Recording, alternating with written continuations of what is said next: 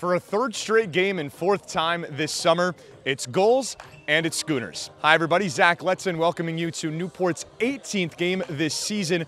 The Gulls were supposed to play here Monday against Martha's Vineyard until Mother Nature had other plans. So Newport's last matchup was against the very same Mystic Schooners over at Dodge Stadium on Sunday. The two teams split a 7-inning doubleheader. Who will have the edge tonight? Well, we'll find out at 6:35, but first the Gulls pregame show starts right now. All right, back here on the Gulls pregame show, Zach Letson joined by Gulls pitching coach Dan Gosofsky before the Gulls take on the Schooners. Coach, couple of off days, back-to-back off days, but Sunday, Newport splits that doubleheader, and you get 10 innings out of your starting pitching, just one earned run. You had to be pleased with that. Yeah, it was great. You know, when you go into a 7-inning contest, you go in there knowing that your starter's got to give you a good one, not a whole lot of room to play with, and we got them out of both our starters. You know, it was tough to just take one out of the two, but, you know, certainly great to have Logan respond like he did. Gave us a really good effort and really a tough ball game, I thought. He had some challenging situations. So, you know, we turned to Kevin Sider tonight, and he's been good for us all summer, so we're expecting another good one out of him. Well, speaking of Kevin Sider, 7-inning doubleheaders, starting pitching, he was sensational the last time he pitched for Newport. 6 no-hit innings against the North Shore Navigators, getting that Week 2 NECBO honor roll recipient. How can he try to replicate that here tonight? What do you think is the key for him to try to go out there and do it again? Well, you know, we've seen the Schooners a couple times, like you referenced, and, you know, I think we have a good idea of how to handle some of their middle-of-the-order bats. You know, I think we respect, you know, certainly Kopak and Farrer from UConn. So, you know, I think we'll go in there with a pretty good plan. But, you know, Kevin's also got pretty good stuff. You know, if he can just get ahead in counts and be able to use both sides of the plate with his fastball, I like his chances. Well, I want to step away from the technical side of baseball for a minute. It's your first year as the pitching coach here for the Newport Gulls. Of course, it's Frank Holbrook's first year as manager. Not your average manager pitching coach dynamic. You guys played together in college. You've gotten to work with Holbrook. You've gotten to work with Ted Regan. How have you enjoyed this as your first summer here coaching with the Gulls? It's been a treat, man. It's been a real good time. You know, I think I think we're starting to find our way. But you know, from the first day here, it's really been just smooth sailing. You know, Newport's a great town to play in. We have great fans here. So really no complaints, man. You know, I think we're going to pull it together as a club, and excited. You know, really enjoying my time here. Well, hopefully Newport can sail smooth tonight. Coach Gus, thanks for the time. Thanks, Zach. All right, the pregame show rolls on right here on the NECBL Broadcast Network.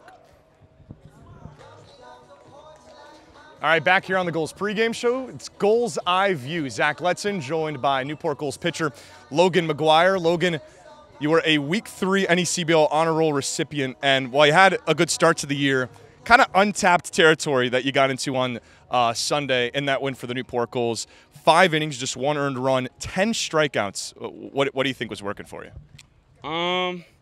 Honestly, my fastball, the mound was a little flat, and first of all, I don't really like that, but I like more of a steeper mound, so I had to make an adjustment to the mound, really, and once I made that adjustment, it was after probably around the 2nd inning.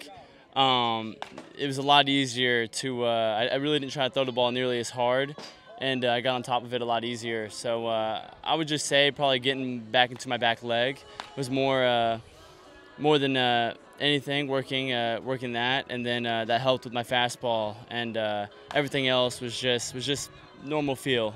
So. Well, a lot of guys come into summer ball after not playing maybe a ton at the college level. Not really the case with you. You pitch in 18 games with the Georgia Tech Yellow Jackets. You guys make the NCAA tournament. That was just in your freshman season. But what did you take away from year 1 down in Atlanta? Yeah, absolutely. You know, one thing that I learned, being able to watch a lot of the guys that are older than me, main thing was that you know, you can't leave off-speed pitches in the middle of the plate. I could control a fastball. That's why I got away with being able to win a lot of battles. But early on, I tried to throw off-speed, 0-0, you know, curveball down the middle, and I figured that did not work. Guys are a lot better at the D1 level than they are in high school, and you know, it was just that was just my biggest takeaway, and being able to work on that in the summer, I think would be huge for next year for myself. along with getting bigger and stronger. But yeah, I mean, being able to control the fastball to all sides of the plate is, I think, the best thing any pitcher can do. And once you do that, you know, working on staying low in the zone with your off speed, or even working on the outside part of the plate with my slider, that was the two biggest things for me, and that helped me, like you said, from my last outing. Well, you were great. Dominic Parachi was great. As a starting pitching unit, you guys go 10 innings, 1 earned run, 16 strikeouts. That's pretty hard to sustain, but how can you guys maybe try to sustain that and continue to try to get W's here down the stretch here? Yeah, I mean, really, it's as simple as just being ourselves. You know, I was talking to Dom right before our outing, and all we said was that we're just going to go out there and try and shove and do nothing more than that. And, you know, it just happened that we did really well, and hopefully we keep that going through. But, you know, he has the same mindset. He's very, very loose, just like myself. And, you know, he just goes out there, you know, throws a lot of strikes, not a lot of walks, and get ahead of hitters. And, you know, that's how you win ball games. Well, we've talked plenty about your experience on the diamond with your teammates with Parachi, but maybe getting away from a bit. This isn't exactly your normal summer ball location here in Newport, Rhode Island. What's one thing that's stuck out to you, whether it's, you know, a funny teammate, maybe going to the beach on an off day, one thing that you've really enjoyed that stuck out to you here now that, you know, a couple weeks into the summer ball season here in Newport? Yeah, so I'm actually staying with the host family, the McCombs, and they're an awesome family. You know, I'm staying with two younger guys, Brady and Ryder. You know, shout out to them. I don't know, they're about to be here, but you know, they're awesome. You know, being able to play with somebody who has been around the Newport Gulls for such a long time and just love this area. You know, that's probably my biggest takeaway. You know, just being on a team that everybody loves, and you know, you know, we come out to a home game and you see 3,000 plus people here almost every home game, and you know, it's awesome. And not only that, we're playing right off the beach. You know, there's nothing. You know, it's definitely way cooler than you know, anywhere else. You know, I love Atlanta, so I can't really say Atlanta, but you know, anywhere else, you know, it's definitely an awesome place, and I'm with an awesome family. So, well, should be another packed house here tonight. That's Georgia Tech's Logan McGuire. Logan, thanks for the time. Thank you, I appreciate it. All right, the pregame show rolls on right here on the NECBL Broadcast Network.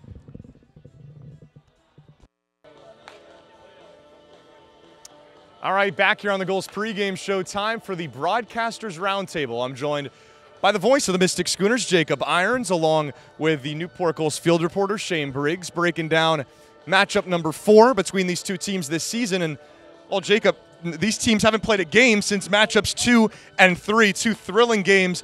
Both came down to the wire. I mean, we talked about it plenty in Norwich, but that's all these two teams seem to play is these thrilling, nail-biting one-run games. Yeah, and like I talked about, Zach, like we've said on every broadcast so far this season, when these two teams meet, you have to circle it. It's got to be in the NECBL calendar because these two teams, because of the close ride, have that nice little rivalry against each other, and it shows they're very comparable teams. And like in the last game we saw, they were 7-7 in hits. However, Newport edged out Mystic 3-2. And like you talked about, this is now game 4 of the series. 2 of them coming, and now going to be 3 today. So 2 one-run games, Mystic winning game 1, 2-1, Newport winning game 2, 3-2. Since then, though, Shane, Newport was supposed to play here Monday night. Mother Nature had other plans. It was a rain out, so that'll be made up with the Martha's Vineyard Sharks in a doubleheader. But now all of a sudden, Newport's had some time to rest, get their mind right ahead of an important matchup against a division rival. Yeah, the first back-to-back days off for the Gulls all year this year. We had the rain out Monday, like you said, and then a rest day yesterday. So 2 days off, coming in rested, coming in feeling good, hopeful, I'm assuming, and looking forward to matchup number 4 with the Schooners tonight. All right, should be a good one. Gulls Schooners rivalry, chapter number 4. Coming up next, we'll see you up in the booth.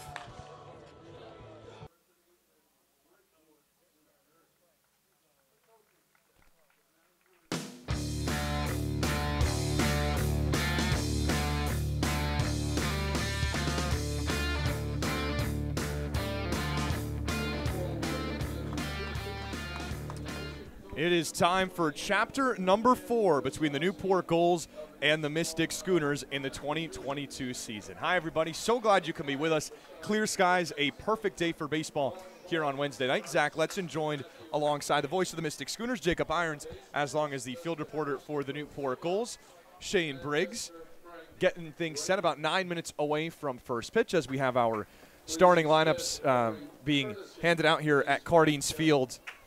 Expect another good one. That's kind of the name of the game when you talk about these two teams. 3 games, and Newport has outscored Mystic in those 3 games by 1 run combined, Jacob. 1 run. What these games are really tight-knit and tightly wound games that you're going to have to want to take note of when these two teams meet, especially in a tight coastal race where Mystic's only 1.5 back. In Newport's case, they're only a half game back from Martha's Vineyard leading this way. And as we understand, winning the division is so important this year. So in a tightly wound game, when these two teams meet, they are playing for everything they got to maybe potentially punch their ticket to a postseason run. Yeah, to kind of set the table, Newport is technically in second right now with a 9-8 record. Martha's Vineyard in first at 10-8. The Gulls right now have the tiebreaker over the Sharks, so if they were to have the same record, Newport would have the benefit of the doubt. Martha's Vineyard has played 1 extra game than Newport, and we will certainly keep an eye tonight as they take on the Ocean State Waves. But Shane, this is a Gulls team that had a couple days off, kind of unexpected. Newport was supposed to face Martha's Vineyard here on Monday. Weather had other plans. That game gets rained out, a very rainy day across the entire day here in Newport. So that saved the Sharks a boat ride over here to maybe not play baseball. That will be made up in a doubleheader on July the 20th. So that matchup will wait, but no baseball for Newport Monday, no baseball for Newport Tuesday, and that's kind of weird. Something Newport hasn't really experienced this summer. Yeah, a weird little, like you said, we've never had back-to-back days off, so for the guys to have 2 days off, one of them unexpected, one of them planned, but to have that rain out giving what should hopefully be some beneficial rest. These guys are out here every single day, working, work hard, play hard. And so to have those 2 days off and to get some rest to recoup, to do their thing, should hopefully bode well, knock on wood. I don't want to jinx anybody, but hoping for the best for the Gulls out here and hoping that the rest helps out. Well, it is game 4 between these 4 teams. First home game of the entire season was against the Mystic Schooners. Newport won that one by a final of 8-7. And then Sunday, the last time both of these teams played, it was a 7-inning doubleheader. Mystic took game 1 in walk-off fashion by a final of 2-1, and then Newport won game 2 in once again nail-biting fashion by a score of 3-2. And neither team has played since. Both times have had a lot of time to sit and think, Jacob, as they prepare for this matchup tonight. Yeah, like you said, when you've seen the same team for now the 3rd consecutive time with 2 off days in between, you start thinking about that loss. What could you have done better? And especially when you're coming up against a team that, like we've talked about, you've been tightly wound with. I think it's going to be a very interesting game. And now you're in the confines of Cardines Field here, which is going to be a little more favorable comparative to Dodd for the hitter. It really is. Dodd Stadium is the pitcher's ballpark right now. Cardines Field is a hitter's ballpark. We saw that last time, and the score is 8-7 when these two teams last met. And Charlie Pagliarini hit a grand slam that brought Mystic back into that game. So really, this is a hitter. I think it's going to be a hitter's game tonight. All the stats would indicate exactly what you're talking about in terms of home road splits, ERA, batting average, all of the above. Well, we'll have plenty more to discuss, give you starting lineups, more about the matchup, starting pitchers for both of these teams here for the Newport Gulls. Well, let's send it down to the field here tonight for tonight's pregame festivities.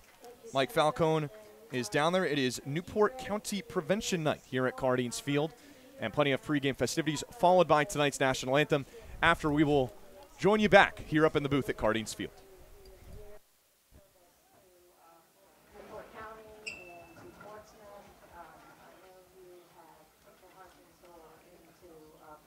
For our kids. I personally appreciate it, and I too would like to read the citation I have. It is hereby known to all that the Rhode Island House of Representatives hereby offers its sincerest congratulations to Ray Davis, Assistant Director, Newport County Prevention Coalition, on your retirement after 25 years of clinical service and providing effective substance use prevention strategies, mental health advocacy, and treatment options for the people of Newport County.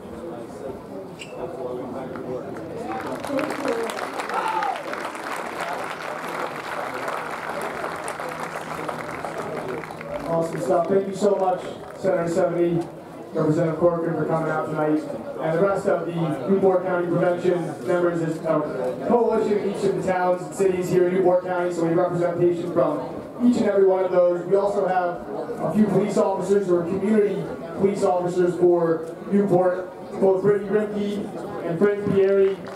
Thank you so much for all your dedication to this. Now I'd like to introduce a few ceremonial first pitches. First up, it's Paul Parcheski. He's the Director of Pharmacy at the Newport Hospital and a board member on the Prevention Coalition.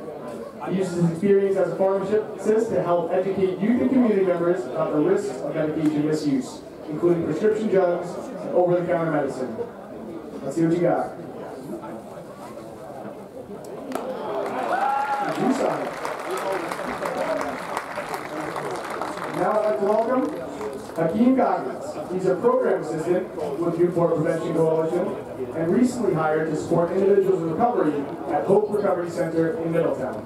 Hakeem has made a life-changing commitment to helping to prevent individuals from experiencing the consequences of substance misuse and addiction. Thank you, Hakeem.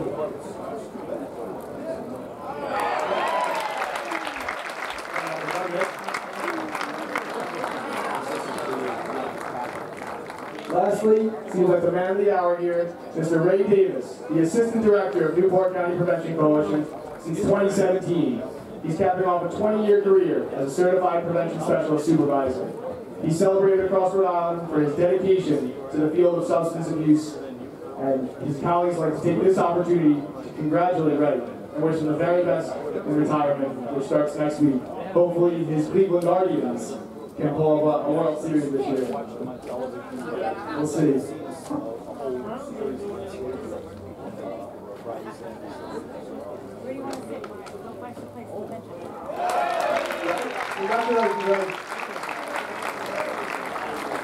At this time, I'd like you please all to rise and remove your caps.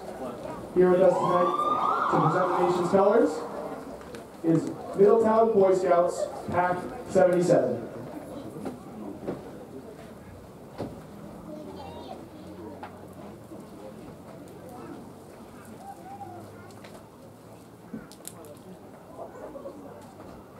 And to perform tonight's national anthem, from Portsmouth, Rhode Island, a recent graduate of Stonehill College, Caitlin Costa. And the cast of many musicals, including Velma in Chicago, and Dorothy in Wizard of Oz, and is now currently employed at the Newport Playhouse as a featured cabaret singer.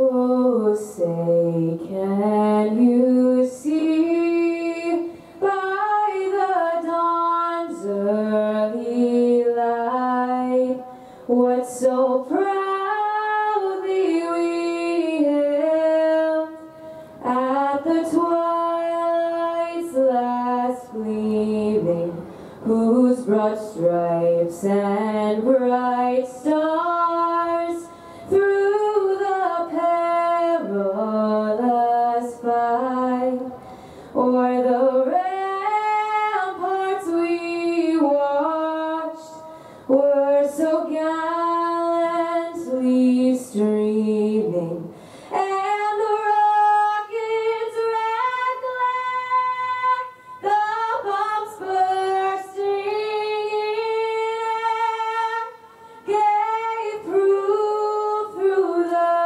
night that our flag was still there. Oh, say does that star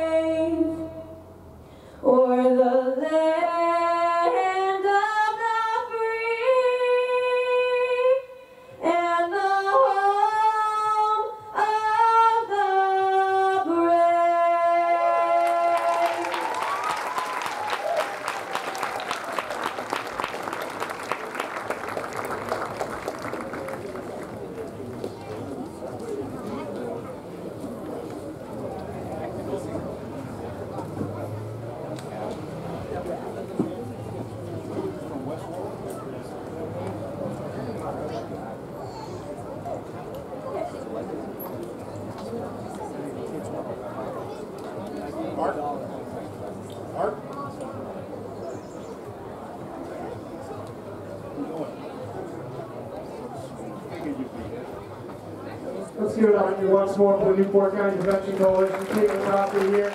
Now, let's get ready to play some baseball.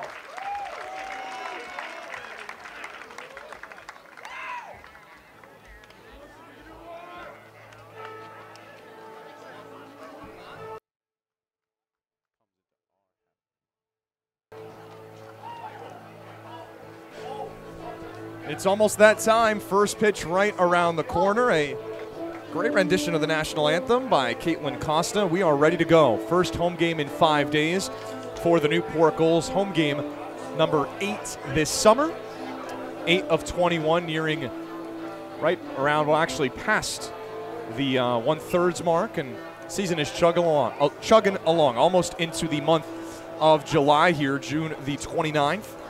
Matchup number 4 between these two teams, and it's been as good as advertised. 3 separate one-run games, 8-7 Newport here on June the 8th, and then on June 26th over at Newport's first games ever, in 8 years at Dodge Stadium.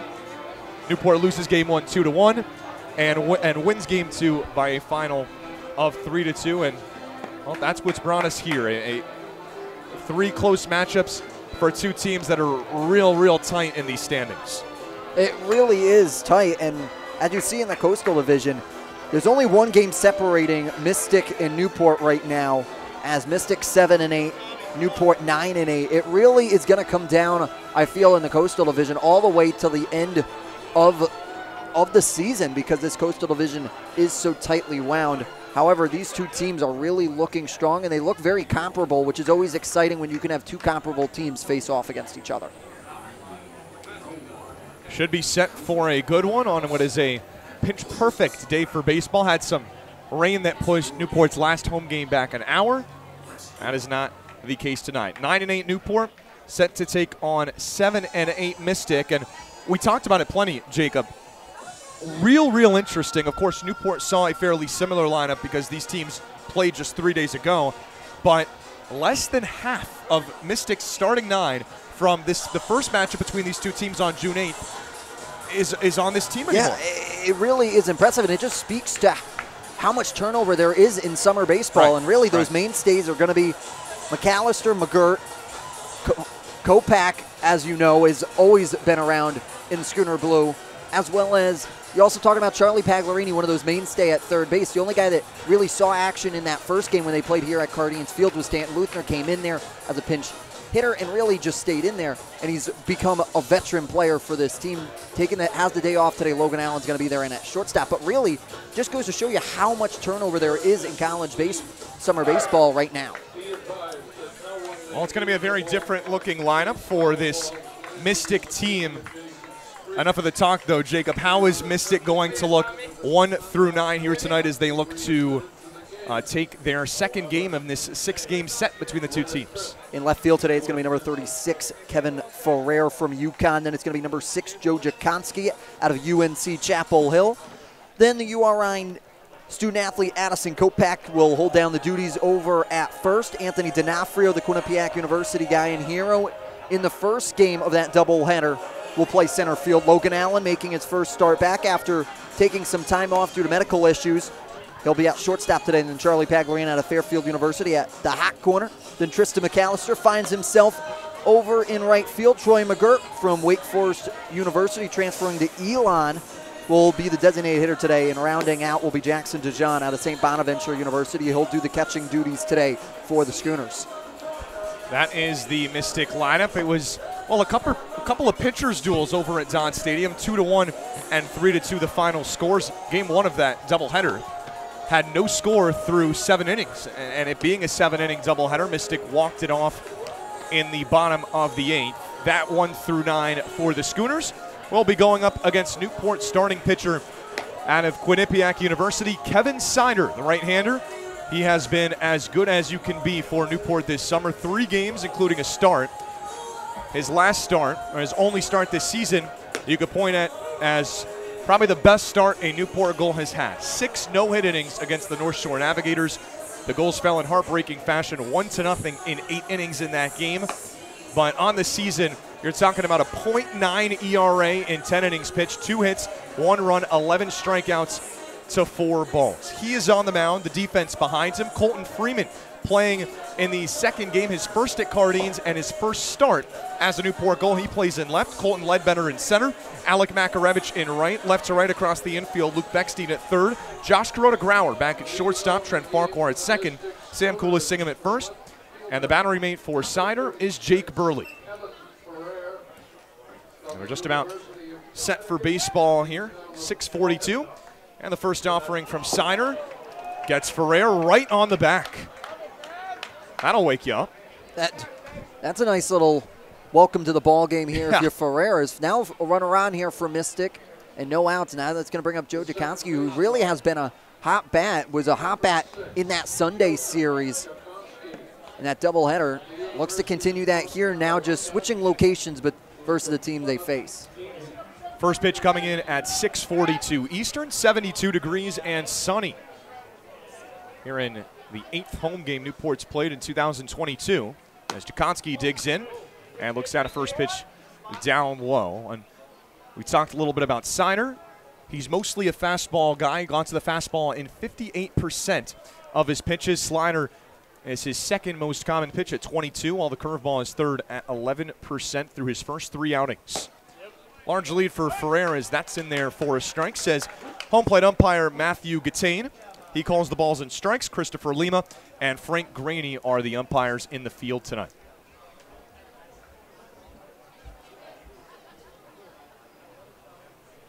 A lefty awaiting a 1-1 pitch. It comes in upstairs now. 2-1 to the North Carolina Tar Heel, hitting in the 2-hole. And Jakonski, first UNC Chapel Hill guy to ever find themselves on a Mystic Schooner roster, building that new relationship down in North Carolina for the Schooners. Fastball's driven back out of play, 89 miles an hour from the Bobcat. And I had to figure he learned a lot. That is a program, one of the better programs in all of college baseball right now, down there in Chapel Hill. They made the move over from longtime manager Fox over to Scott Forbes. Mike Fox, that is, and found themselves in a super regional this past season. 2-2 from Sider. Shot over on the left side. Kuroda-Grauer charges, fires over to first, scooped up by Kulis-Singham, and there's the first out of the night. Nice job by Kuroda-Grauer coming in on it, because it's a slow roller essentially in that infield grass right there, as Kuroda-Grauer has to charge it, and a great job by Kulis-Singham to reach out and play it off the bounce. JKG has spent time in the outfield. He's also getting quite used to spending a lot of time at shortstop. And a utility glove, certainly very useful for this Gulls team, as a dangerous man against the Newport Gulls. And here at Cardines Field, Addison Kopak digs in. The Mystic 3-hitter up with a man on second, just 1 out here. 91 on the fastball from Sider for strike 1. Talked about Kopak. He has played in all 3 games against the Newport Gulls. 4 for 10. And 3 of those hits, extra base hits. A home run as well as 2 doubles. Yeah, his first at-bat here in the 2022 season was a long ball right over center field. That got the game started. Sam Kulis-Singham answered back with a home run in the first Gulls at-bat here at Cardines Field. And it was off to the races from there. 8-7 the final. Charlie Pagliarini with a grand slam for the Schooners. Parker Haskin with the game-winning hit. A pinch hit double off the bench in the 8th inning. 1-1 to Kopak. Off speed, grounded back up the middle. Kuroda-Grauer fields. On to first in time. That's back-to-back nice plays from JKG, the Rutgers kid, for out number 2. Kuroda-Grauer, nice job shading over to second base. That's normally a routine ball that would just run right up the middle. However, Grauer with his speed is able to get over there in time and make a play and send it over to Kulis-Singham. Yeah, had a great chance of getting through for a single. Potentially could have been yet another RBI for Kopak. He has the most against the Newport Gulls this season with 5. This now brings up a hot bat in Anthony D'Onofrio, and there's a reason why he's hitting cleanup today for the Schooners. And now you have a runner on third here as well. You don't want to leave a runner stranded, especially when you're just 90 feet away from home. He's met with 92 from Kevin Sider. the hero for the Mystic Schooners in Game 1 of Sunday's doubleheader. That fastball misses down low. What a game it was. No score through 7. In a 7-inning game, it went to de facto extra innings. Newport took the lead thanks to a Sam Kulasingam single, and the Mystic Schooners walked it off, stealing a run, and then D'Onofrio with the game-winning single in the 8th. As that dots the zone on the off-speed, now 1-2, and we talked about the lineup turnover. This is not a guy that was a part of the team in that first matchup between the two. He came in middle of June and really has been a really nice shock to this Schooners lineup that sometimes was a little downplaying what they could do at the plate. Swing and a miss, got him, strike 3. So the hit by pitch amounts to nothing. Kevin Siner works out of it, and that ERA keeps on going down. Newport gets its first at-bats when we come back on the NECBL Network.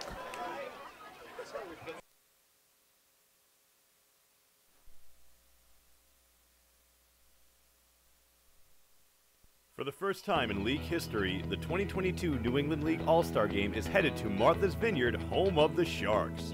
On Sunday, July 24th, join the NECBL's best as they ferry over to the island and enter the Shark Tank in front of scouts from every MLB organization.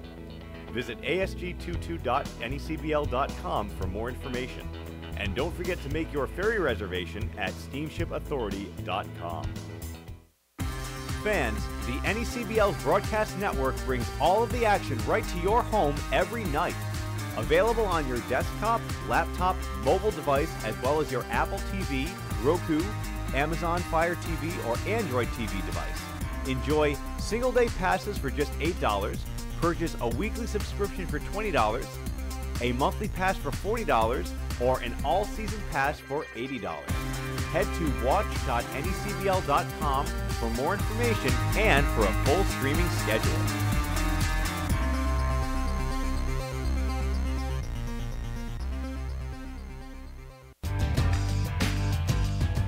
Franklin Sports is proud to be the official batting glove of the New England League.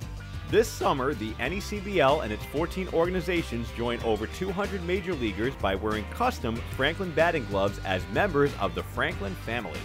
To design your own custom pair of batting gloves, visit franklinsports.com and join the fam. Franklin is the official batting glove of the New England League.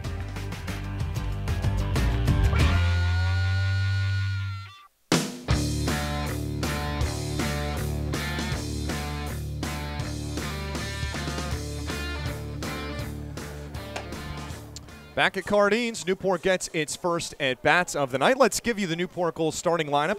That'll be facing Matt Noonan on the mound, Trent Farquhar, Alec Makarevich, Colton Ledbetter, the Newport second baseman, right fielder, and center fielder. Then it's Sam Kulasingam, the first baseman. He does the cleanup hitting. Slade Alford hits 5th out of the DH. Josh Kuroda-Grauer 6th, playing shortstop. Colton Freeman gets his first start in a Newport Gulls uniform, hitting 7th and playing left. Luke Beckstein hits 8th and plays 3rd, while Jake Burley rounds out the order, hitting 9th and doing the catching. Farquhar looks at 78 from the Boston College lefty out of Egg Harbor, New Jersey, Matt Noonan. As that's shot into left field, but right at the left fielder. And an easy play there for out number 1 as Ferrer makes the catch. Yeah, Ferrer is able just to go 2 steps over to his left side, able to make a clean grab on that one. Great job by Farquhar, though, getting out of the box to try and have the potential to maybe push 2 if anything was to happen. Brings in a guy that has a hit in every game he's played here with the Newport Gulls, Alec Makarevich, greeted with a first pitch strike.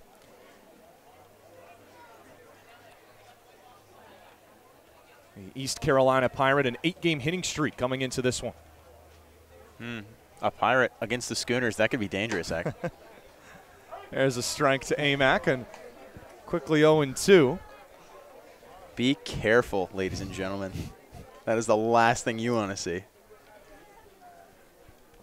Noonan working quickly. That fastball misses upstairs.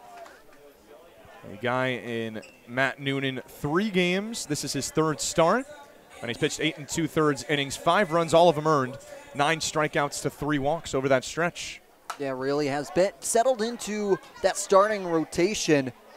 Was started out as a relief pitcher against Danbury when they played him on June the 11th, and then against North Shore in that big 11-inning win, and then settled in as a starting pitcher against Valley back on the 3-game homestand last week, and now whatever Coach Orby saw in him now finds himself in the starting rotation here for Mystic. Makarevich staying alive, now awaiting a 1-2 pitch here from Noonan. Up tight on the fastball, and now 2-2. Talked about late additions. That's what Makarevich was for this Newport team. He was playing in the Super Regionals with ECU against Texas. Flies that out of play. Had a major moment. Game 2 of that Super Regional, a home run in the 8th inning that, well, they call it the jungle down there at ECU, sent them into a frenzy. I talked to Makarevich about it. He said, just thinking about the jungle, it gives him chills with that environment down there. As Makarevich hits it foul. And as a baseball player, that's what you want to have. You want to have chills when you go and think about your big hit at your home stadium. That is always what you always want to have, especially in recruiting purposes. Just really can show it off, saying that this is our home stadium. We bring the energy day in and day out. Stays alive again, fouling away the 2-2 pitch. No score here early. Thanks for joining us wherever you may be watching or listening. We're so pleased to have those who are joining us from the clubhouse, formerly known as Mudville Pub, and great crowd on hand, and certainly plenty more watching. We are real gracious for everyone's support. It's a beautiful place over there, Zach. Yes, it is. We're lucky enough to have our first preseason meeting over there, and what a spot. Well, state of the art, I would say. It's really nice looking, new, and well done. A great place to watch a game. Swing and a miss. He got him strike 3. Matt Noonan going to the high cheese. 91 on the gun, and there's out number 2. Right up where Grandma keeps the good stuff, Zach. Top shelf. And that's exactly what you need to do there in that situation. When you have Makarevich, who's a powerful hitter, you want to try and put it exactly where no one can keep it, where no one can essentially get it, where Grandma keeps it. I think it's a smart move there by Noonan to go upstairs on that one on a tough hitter like Makarevich. A little harder to blow the fastball by Colton Ledbetter, guy that has been on a tear since joining this Newport team this summer, and he looks at ball 1. Team leader in, well, just about everything. Batting average, home runs, RBIs, even walks. And Ledbetter's 4th in the NECBL in home runs with 4 on the year. Had a stretch of 3 games in a row here at home with a long ball. Did not have one on Friday, but, well, it was all right because 3 other Newport Gulls did, and Newport scored 14 runs in an 8-run win over the Swamp Bats. Watch out. That pitch upstairs from Noonan. And now make it a 1-1 count. And, Zach, with the stats you listed off, I think it's safe to say that this guy's pretty good at baseball. I'm going to go out on a limb here and make that official statement. The official decree. Colton Ledbetter, good at baseball. A well-deserved transfer move over to Mississippi State. Fooled that time. A little bit of off-speed. It looked like Noonan took a little bit off it, and 79 miles an hour. I'd say 2-2 count to the Newport center fielder. Outside and a full count. He has appeared in all 3 games against the Mystic Schooners. 2 for 9 in those games so far.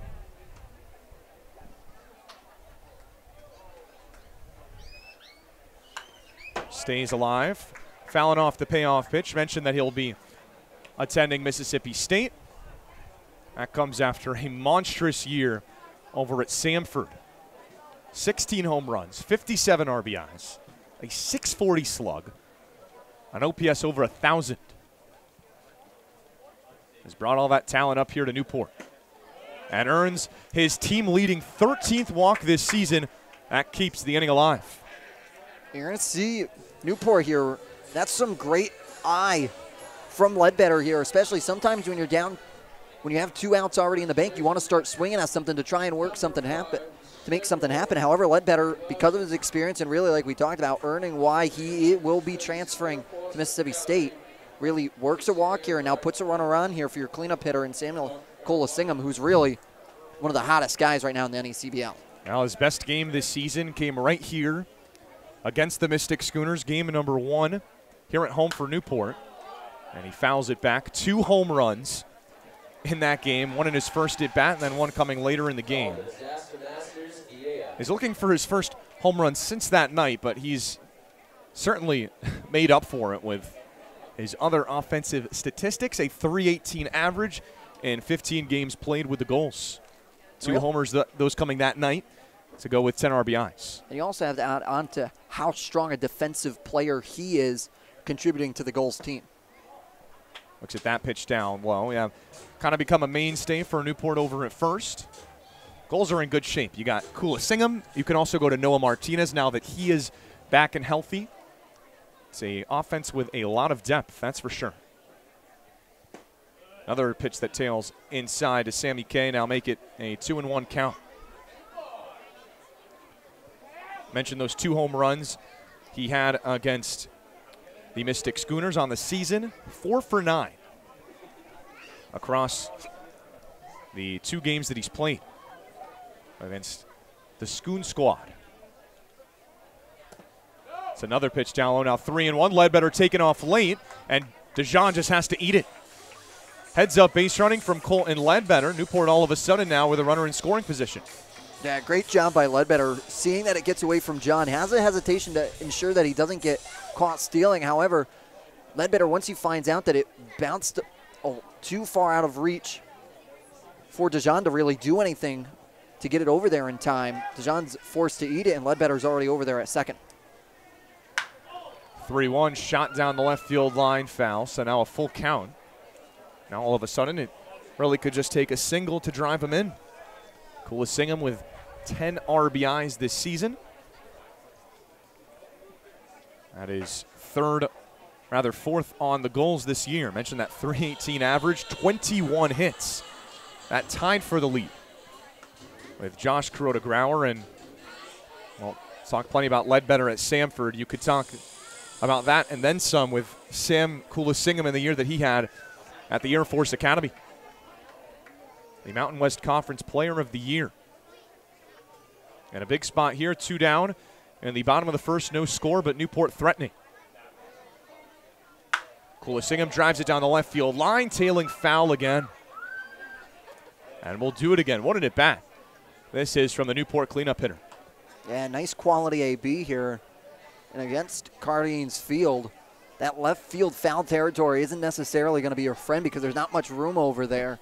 Really isn't much room on either foul territories here at Cardines Field due to that very old nature of this historic ballpark. Awaiting the 7th pitch of this at-bat from Matt Noonan. Lefty deals. Upstairs, ball 4. What an at-bat from Sam Kulisingham. And the Gulls have back-to-back walks to keep this inning going. Yeah, great job by Kulisingham really to work the walk and work around and not go chasing in some tough positions where Noonan was trying to get him to chase. Held and was disciplined at the plate, and now that's going to bring out Dennis Long, the pitching coach for Mystic, here to talk about Noonan here in a tough start right now when you get 2 base runners on after retiring the first 2 in the Gulls lineup. This is where it can get real dangerous. Newport with Slade Alford in its last home game in his first at-bat.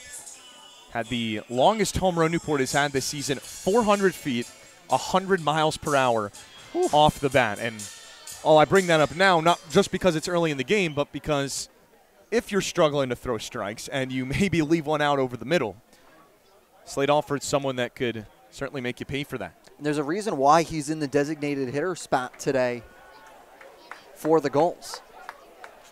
2 on here with 2 out. He has 3 home runs this summer, hitting in the Newport 5-hole. And treated with a breaking ball, in for a strike from Noonan. And our talk earlier about Ledbetter heading on down to Mississippi State, up at the plate right now, his future Mississippi State teammate, Slade Alford. Trying holding his swing. It is a called strike, says Matt Gattain.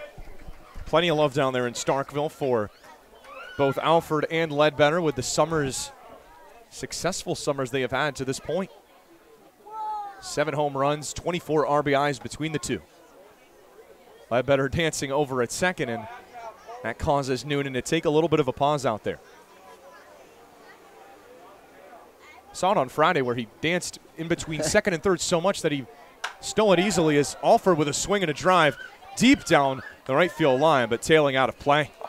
That's the kind of power that he possesses. That might have hit a window. 88 miles per hour off of his bat. Or it looked like not even his most aggressive swing on a foul ball. Deceptive power, they call it. I think that's how I think that's what the kids have named it. His home run back on Friday was to left field, into the trees near the playgrounds, clearing it easily. The fence, that is. Shoots it back up the middle, charging in Jakonski. He'll take it to the bag himself, and just in time before Kulisingham can slide in. So the Gulls with a couple of walks, but Matt Noonan strands 2, working out of trouble. No score here at Cardines as we head to the second on the NECBL network.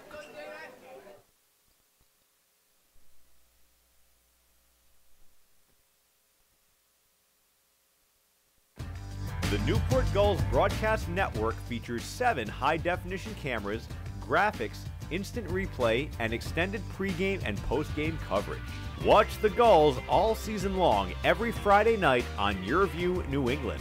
Be sure to follow the Gulls all season long on our social media accounts at Newport Gulls on Twitter and Instagram, and Facebook.com/Newport Gulls, and subscribe on YouTube.com/Newport Gulls for the latest video highlights and exclusive interviews.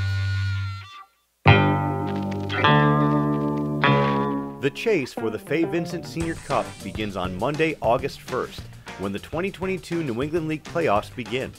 6 teams will qualify this year, each of the 3 division winners and then the 3 teams with the highest winning percentages. The top 2 teams will receive a first-round bye, while the other 4 teams open things up with a single elimination wildcard round. The winning teams will advance to the best-of-3 series for the Final 4, and then the last 2 teams standing will match up in the best-of-3 NECBL Championship Series to compete for the league title and the right to hoist the Fay Vincent Senior Cup. We'll see you in August for the start of the 2022 postseason.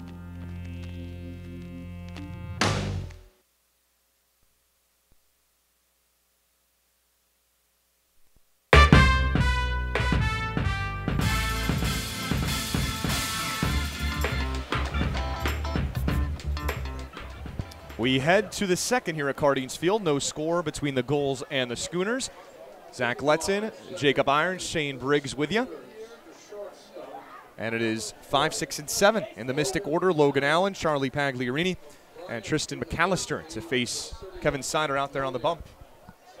And Allen, who's getting his first start since Thursday after taking a 92-mile-an-hour fastball to the helmet.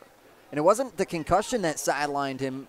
He didn't get a concussion. It was rather the helmet ricocheting down and cutting him, needing stitches, getting them pulled out yesterday. He now returns. And pokes it over to Trent Farquhar. An easy play over at first. 2 pitches and 1 out for Sider here in the second. Yeah, Sider just showing his efficiency. Minus that 1 hit by pitch in the top of the first. He's been efficient, working Joe Jakonski to a ground out, then Kopak to a ground out, striking out D'Onofrio, and then continuing the ground outs here with Allen as he's working some soft ground balls here against this Mystic lineup. Brings in Charlie Pagliarini, the lefty. And he looks at strike 1. Yeah, you mentioned it. 3 of the 4 out so far in this game. Ground ball staying on the infield. The other was a strikeout. For Kevin Sider, he is just 16 pitches into this game. And the shortstop quickly behind 0-2. Sider's been able to work efficiently and get the Mystic bats to chase on pitches that necessarily might not be strikes. However, he's placing them perfectly to get the bats around. Swings and drives it back to the netting. So we'll do it again. And we talked about it a little bit before the game, but it was a game-changing play that he had. A go-ahead grand slam for Mystic. Down 3 at the time in the 7th inning to put them up 1. The last time the Schoon squad was here at Cardines Field. little bit of chin music there, and on the 0-2, make it now a 1-2 count. Pagliarini out of Fairfield University and Trumbull, Connecticut, staying in his home state to play summer baseball with Mystic. Fastball in there, strike 3, ring him up. Punch out number 2 for Kevin Sider, and he's in a groove. Yeah, now you have 2 strikeouts on the day for Sider, and coming out here and working efficiently. And now you're going to go up against Tristan McAllister, and a tough bat here and a speedy bat. You don't want to get McAllister on if you're Sider, because his ability to work around the base paths can definitely hurt any team. Greeted with a first pitch strike. That's a big reason why right there. He's been in such a command and working with confidence, able to get out ahead of hitters quickly. And after the fouled bunt, now ahead 0-2 of the Mount St. Mary's product, Tristan McAllister. Out on a high fly bunt, clearing out of Cardin's field. You don't see that every day, do you? No, just a little too slow to get it down in front of it, resulting in the pop fly. Quickly behind 0-2, here it comes. Got him. 3 pitches. That's all it takes to get McAllister down on strikes. 2 punch-outs for Sider in the inning. Make it 3 on the night. And he's through the second in a hurry. No score. We go to the bottom of the second here at Cardines.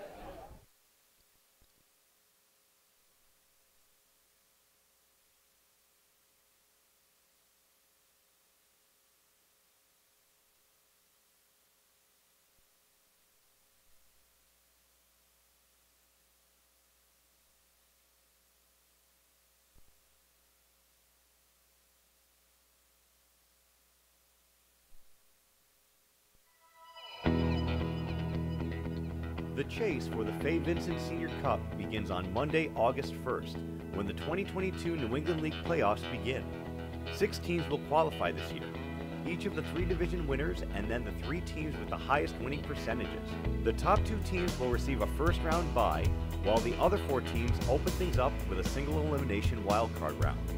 The winning teams will advance to the best-of-3 series for the Final 4, and then the last 2 teams standing will match up in the best-of-3 NECBL Championship Series to compete for the league title and the right to hoist the Fay Vincent Senior Cup.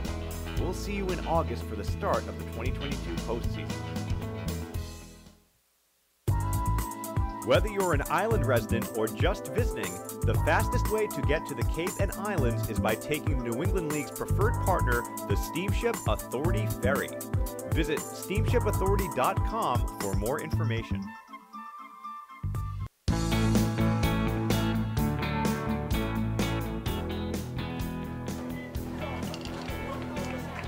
Josh Kuroda-Grauer, Colton Freeman, and Luke Beckstein up for the Newport Gulls. In the bottom half of the second, no score. We're glad you're with us here on the NECBL Network. Zach Letson, Jacob Irons, Shane Briggs with you. Matchup number 4 between the Schooners and the Gulls. 6, 7, and 8 up in the Newport order. Kuroda-Grauer looks at a first pitch fastball upstairs. A crowd that has really filled out here since pregame festivities began. Now 7:10 Eastern time here in the City by the Sea. And JKG out ahead quickly, 2-0. What better way would you want to spend your day than at a baseball park right now on a beautiful day? Has a little nips and maybe a little sweatshirt for you. However, it's a great day to be out watching a game between some of the best D1 players out there. Some of the best D3 players, too. Yes. As the Gulls, Dominic Parachi was one of 9 pitchers named to be the best pitchers in the entirety of D3. It's quite the honor for a guy that now sits in the transfer portal, but had a year to remember with Salve Regina right down the road from here we are at Cardines Field.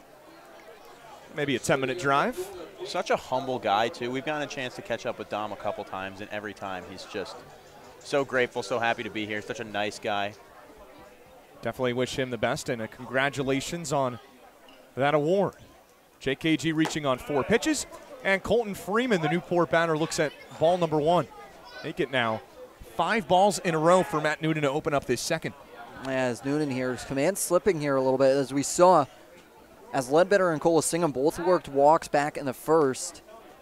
Now opening the second with a walk here. Noonan has to be careful. However, like you talked about, Zach, you don't want to leave one over the plate, especially in Cardin's Field, which is a hitter's ballpark. 8 home runs this season for Freeman with the Dartmouth Big Green.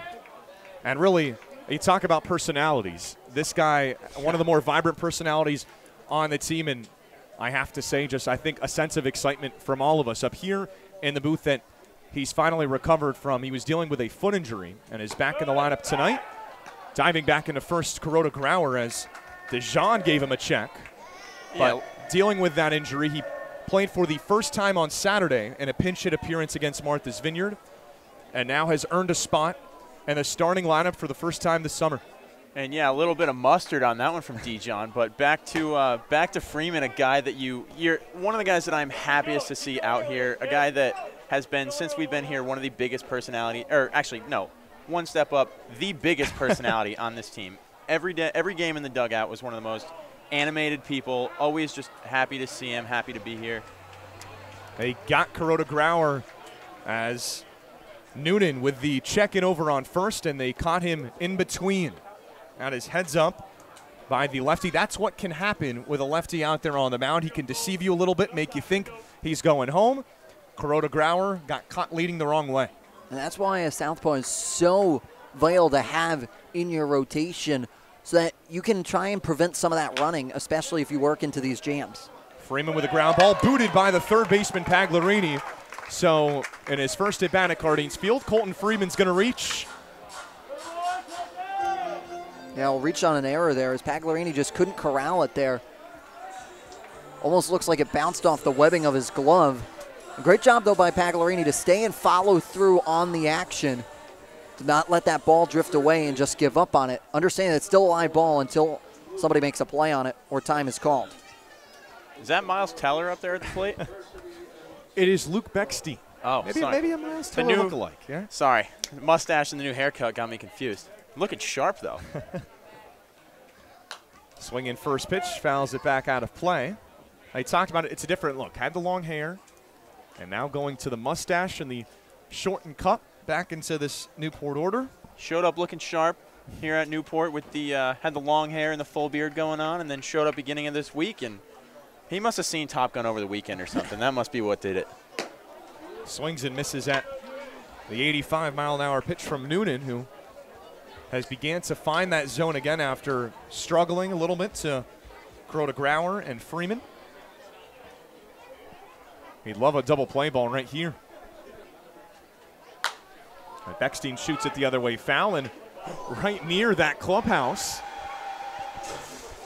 A lot of folks watching tonight's game may have heard that pitch smacking off of the window up there. And fortunately, nothing looks broken. Well, Zach, like we said, nothing but nice things about the interior decorators over there, and hopefully they have a guy just as good doing the exterior decorating, because that was almost not very pretty for them. Bechstein on the ground, Pagliarini fields, and this time able to get the out at first. Nice play across the diamond. Freeman over to second, now with 2 gone. Nice job by Pagliarini there, understanding he doesn't force it over to second to Jakonski or Allen, understanding that you don't have to force a double play there, and just going straight over to Kopak at first is a very veteran play, and that's why Pagliarini enters his second season with the Schooners and understands what Phil Orby and company might want in that situation, now putting 2 away, leaving a runner in scoring position, though. Not the easiest guy to get out either with the speed Bechstein has. A productive out nonetheless as Freeman over to second for Newport's catcher Jake Burley. A guy that you've dubbed Big Bat Burl, so I'm excited to see how he does here with a runner in scoring position, Zach. Well, I got the inspiration actually from Burley, his Instagram tag being J Burls. A self-coined nickname that worked out well. Who would have thunk it? Little inspiration. That's all you need sometimes. Those are hard to come by. Burley looks at a ball outside now, 1-1. Plays his college ball right here in the state of Rhode Island at Brown University, but had to come across the country to do so, a California native.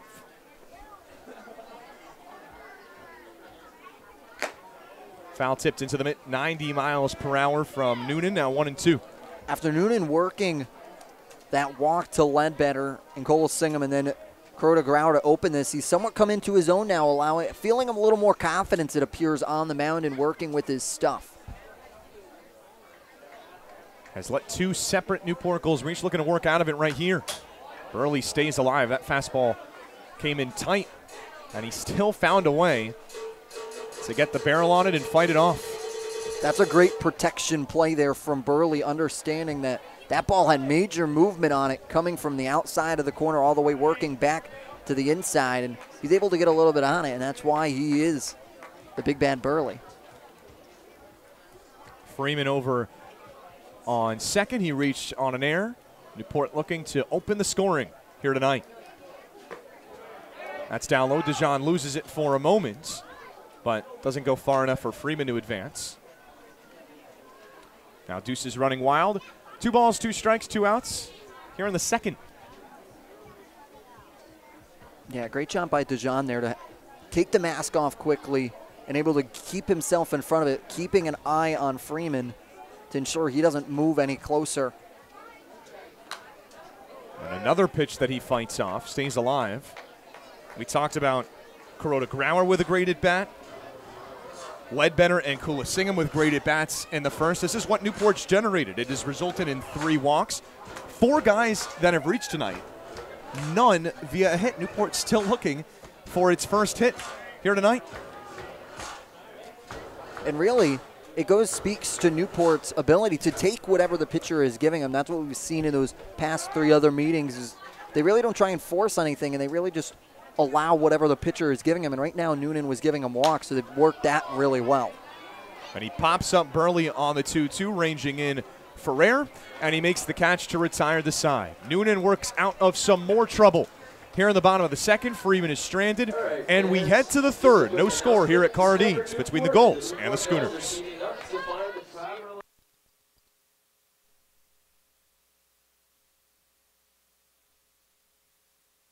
For the first time in league history, the 2022 New England League All-Star Game is headed to Martha's Vineyard, home of the Sharks. On Sunday, July 24th, join the NECBL's best as they ferry over to the island and enter the Shark Tank in front of scouts from every MLB organization.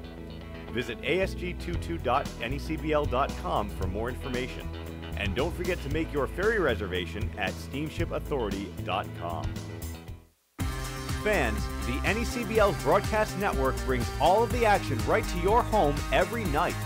Available on your desktop, laptop, mobile device, as well as your Apple TV, Roku, Amazon Fire TV, or Android TV device.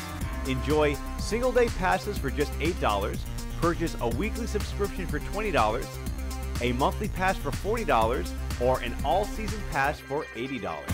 Head to watch.necbl.com for more information and for a full streaming schedule.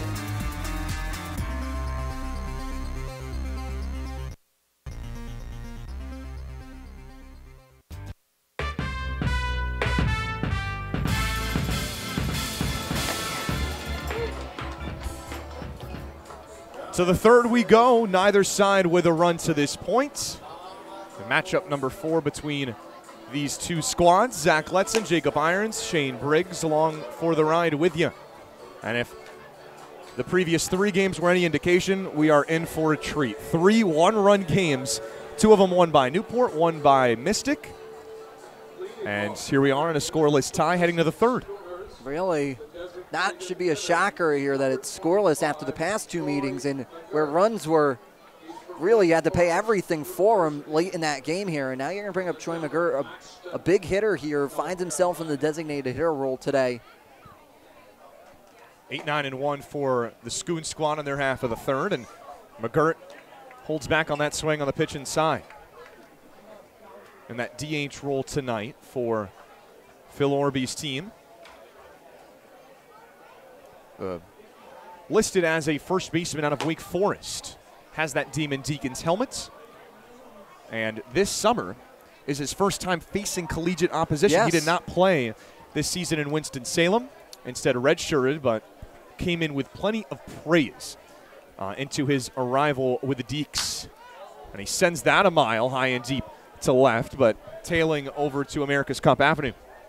I talk about the praise. It's because he was the #1 ranked first baseman in the entire state of North Carolina and the 2021 recruiting class. And that's not a cupcake state either. There's No, some not. great ball players down there.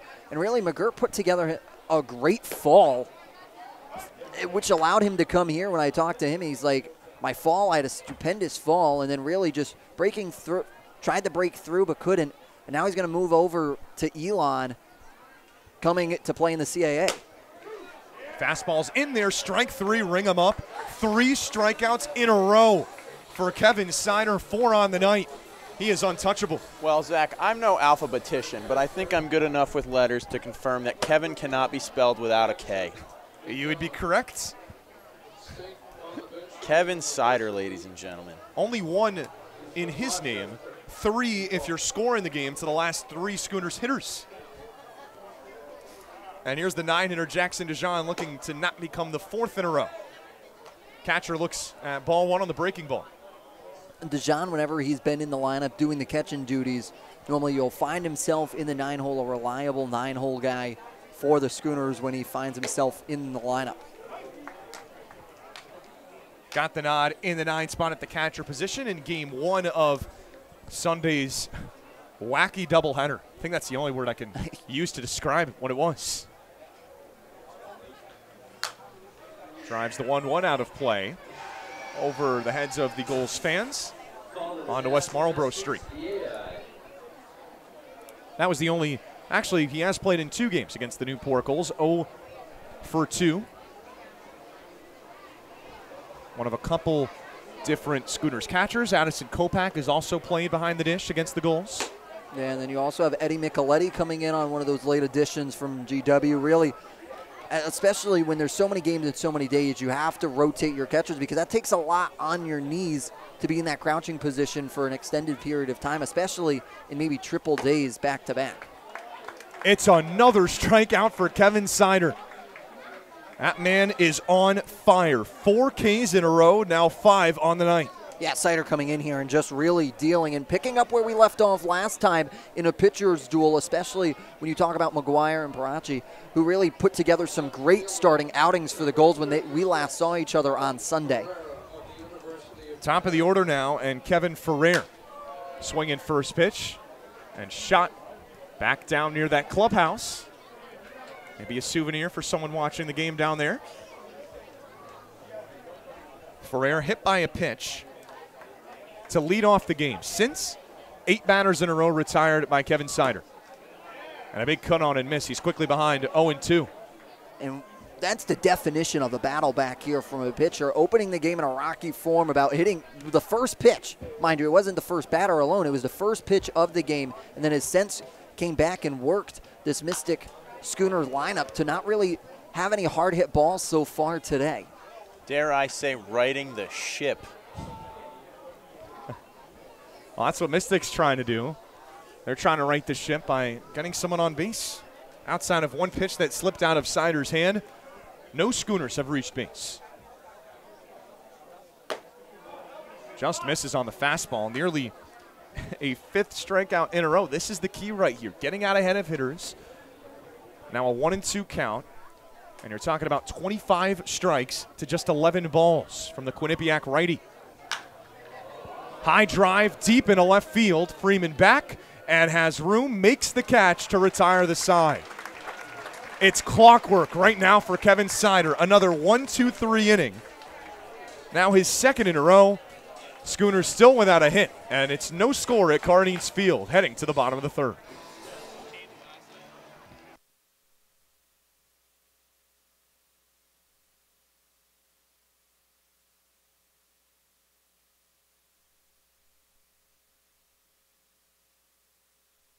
Zephyr is the official on-field cap of the NECBL. Also known as the Z-Hats, Zephyr is the authentic college hat with a loyal following of those who only wear the Z. Zephyr makes hats for over 800 colleges and channels that same energy and creativity into building custom hats of all types for pro sports teams, clothing brands, and companies everywhere. Make sure you pick up your Newport Gulls official on-field cap today. The law firm of Haller & Sage is proud to partner with the Newport Gulls for a season-long and, dare I say, epic battle for the Halloran Sage Cup. The Newport Gulls, the Mystic Schooners, the Bristol Blues, the Danbury Westerners, and the Valley Blue Sox are all in contention for the title. Halloran Sage is proud to support the NECBL teams and the Aquidneck Island community. We wish the players a successful, competitive, healthy, enjoyable season. And to the fans, enjoy the game.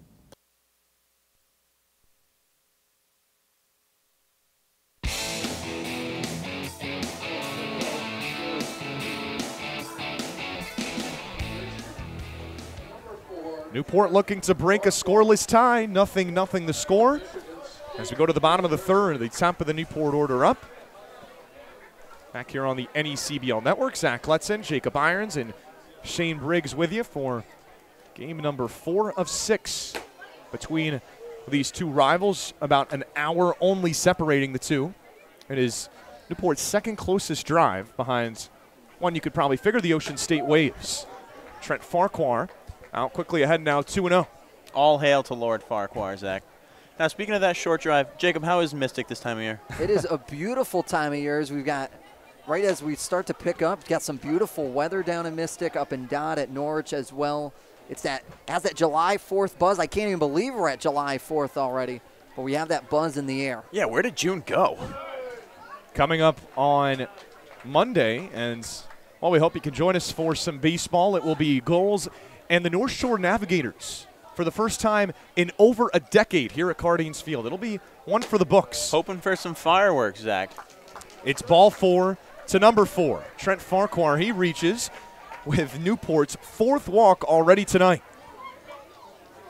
And like I've talked about, that's the beauty of the Newport Gulls batters, is they're not trying to force anything. Sometimes when you get down in those counts 3-0, you see that one pitch, although the stop sign's on, you're like, okay, I'm going to go swing at this one. I really like it. However, they're holding true and staying disciplined at the plate, which has allowed them to get base runners on. However, they're just missing that one little oomph to get them across.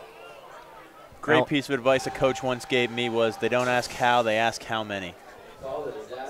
Right now, Newport with 4 walks, still looking for its first hit here tonight, as are both teams. There's not been a hit through 2+ innings of play at Cardines. Once again, a pitcher's duel brewing between these two Coastal Division rivals. Newport team that likes playing at Cardines, a .292 team average through the first 7 games. Kind of a roller coaster in each of those games. 7 games, most of them tight. Newport has won 4 of them. 4-3 at home, 5-5 away from home. That checks out to a 9-8 overall record. Makarevich with a check swing that shoots off of his bat and up to the netting. A guy trying to extend his hitting streak to 9 games. Struck out in the first. This is his second at bat here tonight. A hit here would be the first either team has had here on tonight. A beautiful Wednesday for baseball. Low 70s and a nice ocean breeze. 0-2 is shot foul and stopped by Gulls manager Frank Holbrook as Farquhar retreats back to first.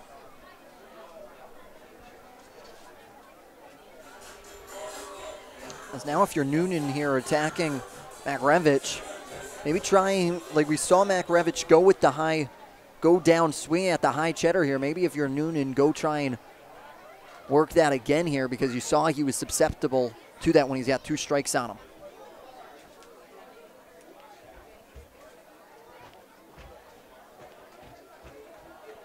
A .321 average in his first 8 games this summer.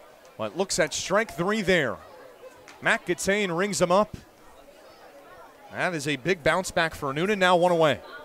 Yeah, huge bounce back for Noonan, as his last strikeout was coming up against Makarevich back in the first, and after a little bit of some turbulent start, has somewhat settled in here now.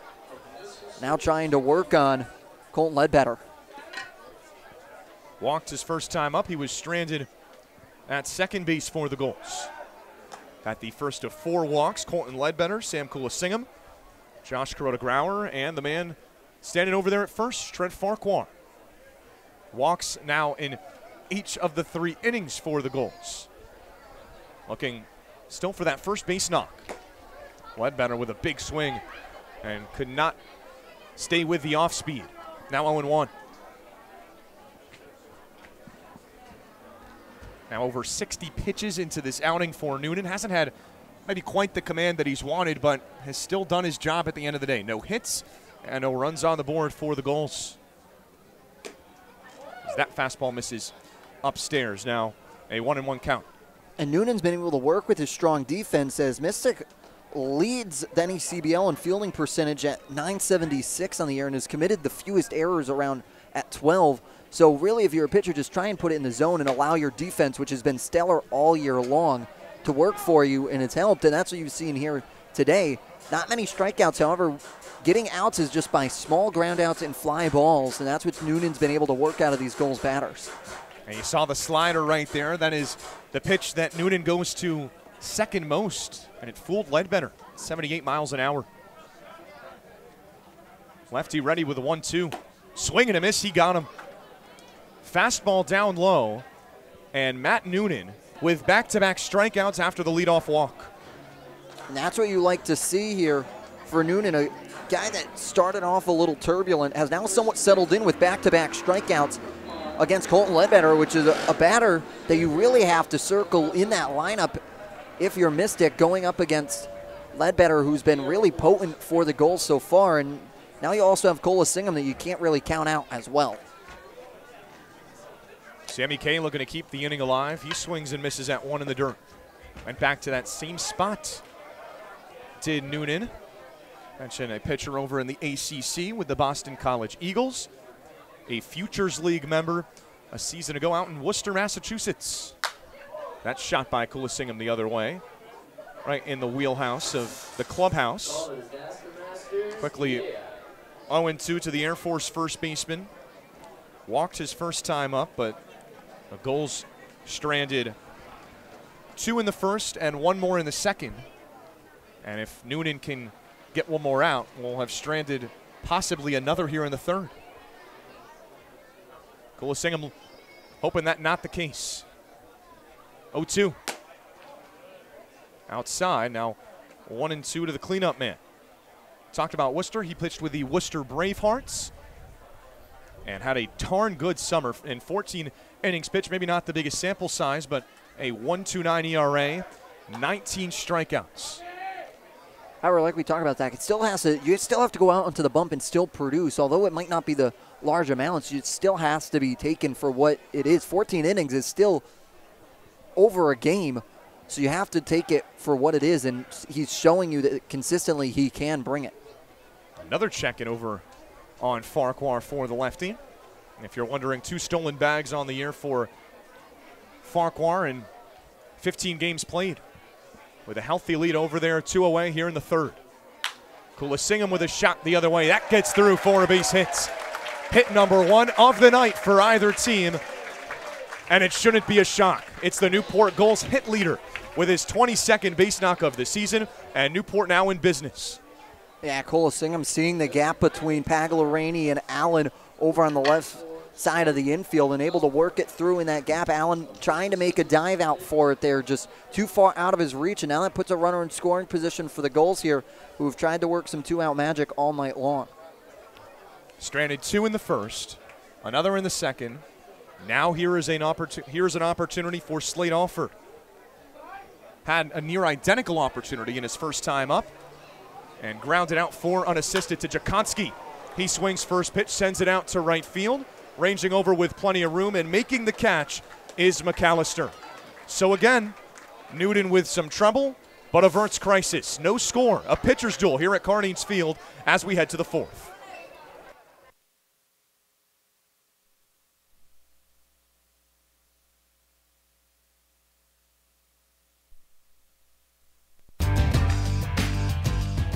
Franklin Sports is proud to be the official batting glove of the New England League. This summer, the NECBL and its 14 organizations join over 200 major leaguers by wearing custom Franklin batting gloves as members of the Franklin family. To design your own custom pair of batting gloves, visit franklinsports.com and join the fam. Franklin is the official batting glove of the New England League.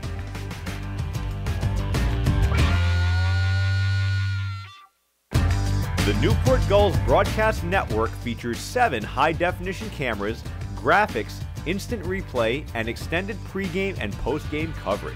Watch the Gulls all season long every Friday night on Your View New England. Be sure to follow the Gulls all season long on our social media accounts at Newport Gulls on Twitter and Instagram, and Facebook.com/Newport Gulls, and subscribe on YouTube.com/Newport Gulls for the latest video highlights and exclusive interviews.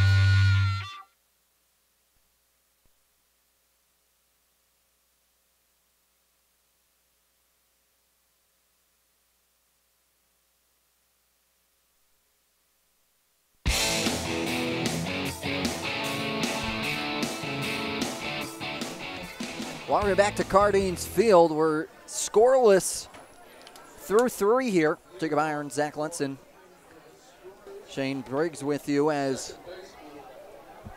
we're able to settle in here. Joe Jakonski will lead things off here in the 4th.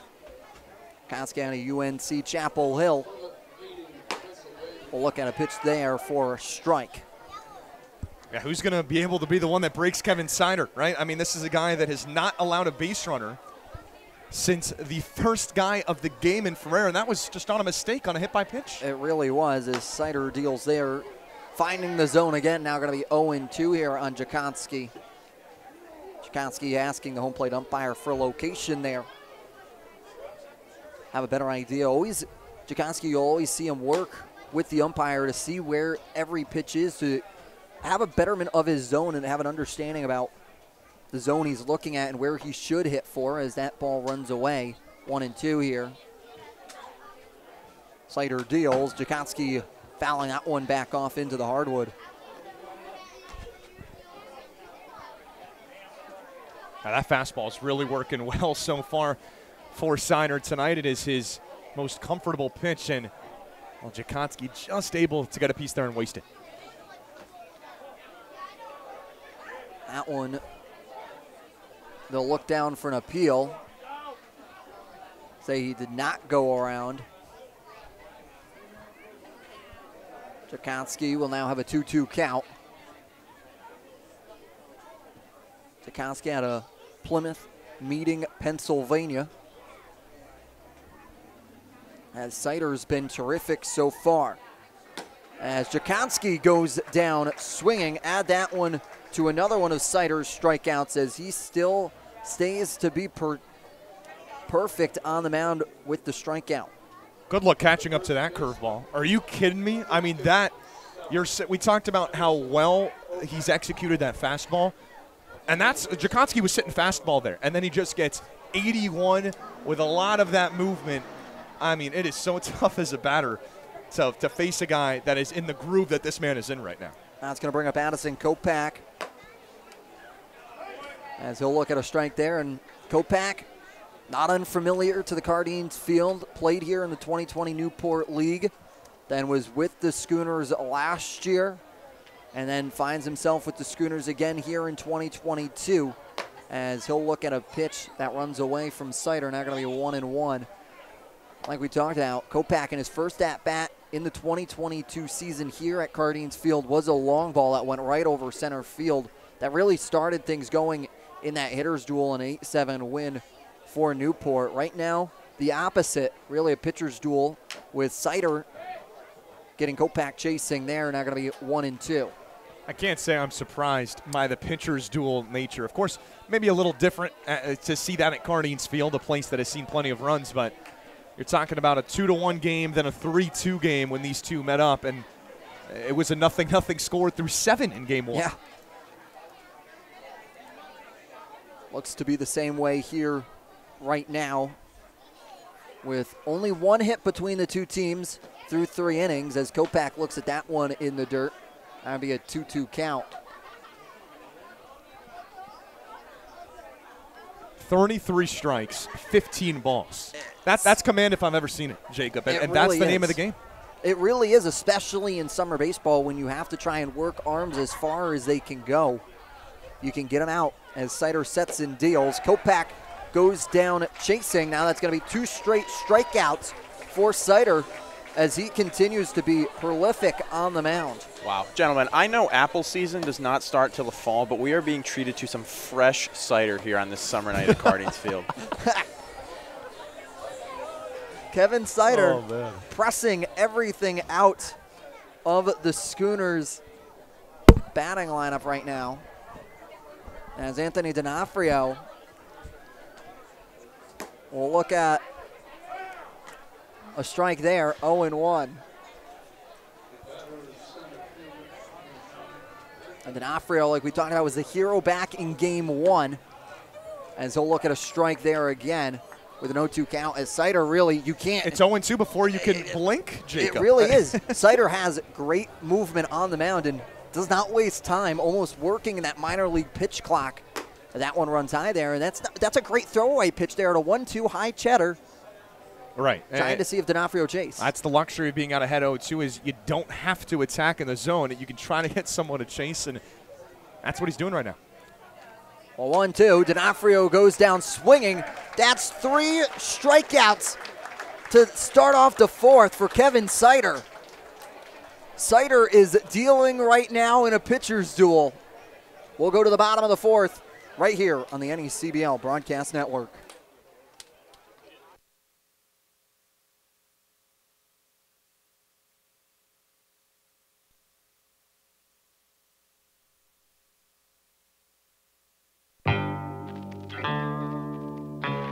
The chase for the Fay Vincent Senior Cup begins on Monday, August 1st, when the 2022 New England League playoffs begin. 6 teams will qualify this year, each of the 3 division winners and then the 3 teams with the highest winning percentages. The top 2 teams will receive a first-round bye, while the other 4 teams open things up with a single elimination wildcard round. The winning teams will advance to the best-of-3 series for the Final 4, and then the last 2 teams standing will match up in the best-of-3 NECBL Championship Series to compete for the league title and the right to hoist the Fay Vincent Senior Cup. We'll see you in August for the start of the 2022 postseason.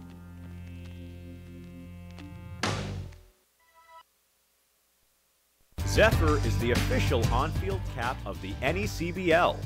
Also known as the Z-Hats, Zephyr is the authentic college hat with a loyal following of those who only wear the Z. Zephyr makes hats for over 800 colleges and channels that same energy and creativity into building custom hats of all types for pro sports teams, clothing brands, and companies everywhere. Make sure you pick up your Newport Gulls official on-field cap today.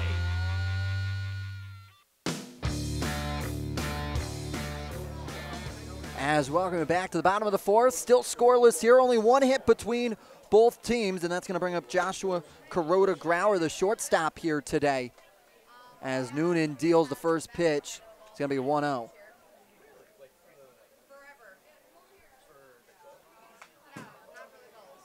As that one fouling back there, going to be 1-1. Yeah, Newport, it's been, of course, neither team has scored a run, but it's kind of been 2 different stories. Gulls have had opportunities all 3 innings so far. As Kuroda-Grauer chases that one, now going to be 1-2. And really, it's a pitcher's duel. Although Noonan worked a little on the command, had some command issues, but then fired back with 2 strikeouts back in the 3rd. And now has come back into his own as now that count runs 2-2.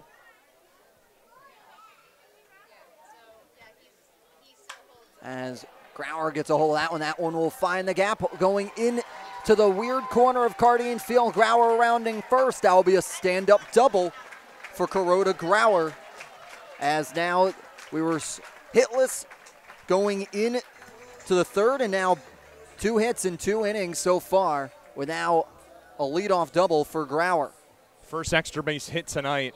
This is just a guy so well-rounded as a hitter. You won't find more, I think, well-versed, well-rounded hitters really in the entire NECBL. He just finished his true freshman season. And, Jacob, he's already got 22 hits in 18 games with Newport. That's a pretty good pace right there. It really is a great pace. As Colton Freeman, the left fielder, will settle into the box with a runner in scoring position here for the Gulls to try and make some magic, as that one will sneak through between Dukonski and Kopak, as Grauer will be held at third, DeJean fielding it. And now runners on the corners in back-to-back hits, as hits seem to be ghosts prior to the third, have now come out in full force with back-to-back. Yeah, that's got to feel great for Colton Freeman. His first hit as a Newport Gull. The road to recovery is never easy for a player. You go through an injury and, you know, it can be really frustrating. He was patient. He traveled with the team really throughout the season, and a big hit right there to put the Gulls in a great spot for the breakthrough moment here. As now that pitch will run inside as Beckstein tried to turn on it for a bunt, getting out of the way just in time. Potentially a little small ball being played here for the Gulls, and like we've talked about, we've seen some small ball, especially at Dodd in that doubleheader, due to the confines, as Beckstein will show bunt again. Noonan will check back. However, Freeman will be back there in time.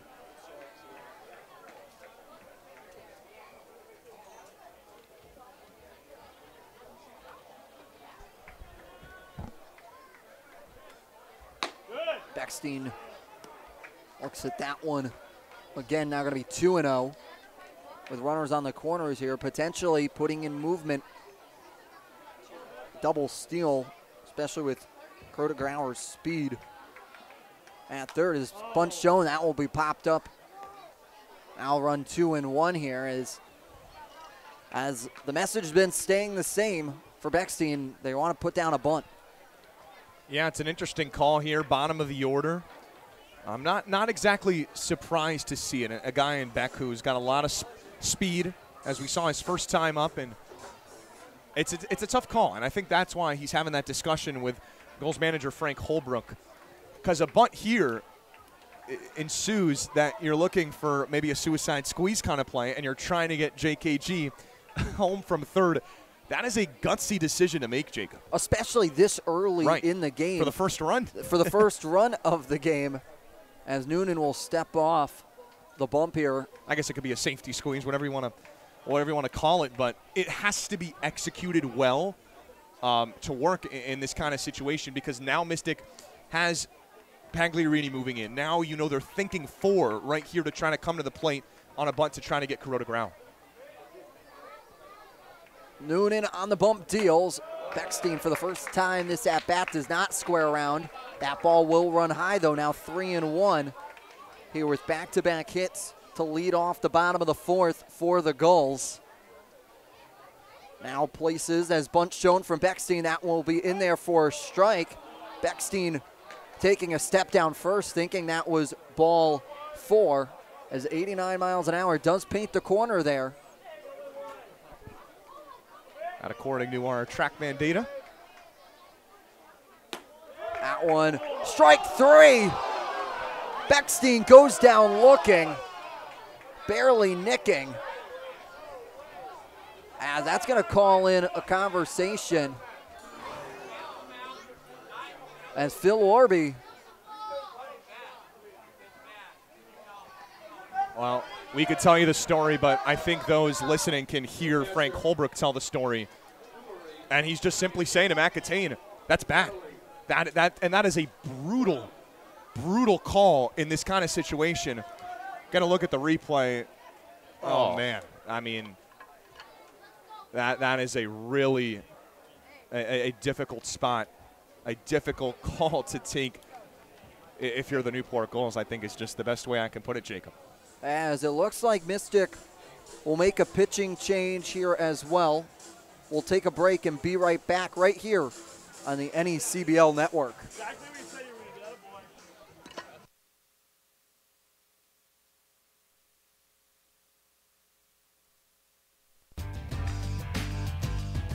Franklin Sports is proud to be the official batting glove of the New England League. This summer, the NECBL and its 14 organizations join over 200 major leaguers by wearing custom Franklin batting gloves as members of the Franklin family. To design your own custom pair of batting gloves, visit franklinsports.com and join the fam. Franklin is the official batting glove of the New England League.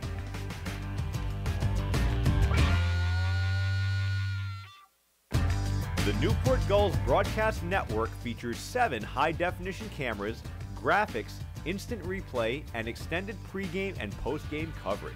Watch the Gulls all season long every Friday night on YourView New England. Be sure to follow the Gulls all season long on our social media accounts at Newport Gulls on Twitter and Instagram, and Facebook.com/Newport Gulls, and subscribe on YouTube.com/Newport Gulls for the latest video highlights and exclusive interviews.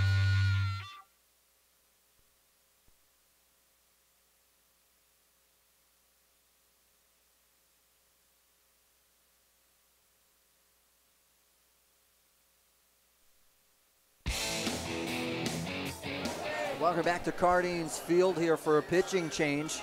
Coming into the game is going to be number 38, Brandon White, out of Southern New Hampshire University. He's appeared in 2 games so far, working a 5.4 ERA. Only has pitched 3.1 innings. As that one will find a strike.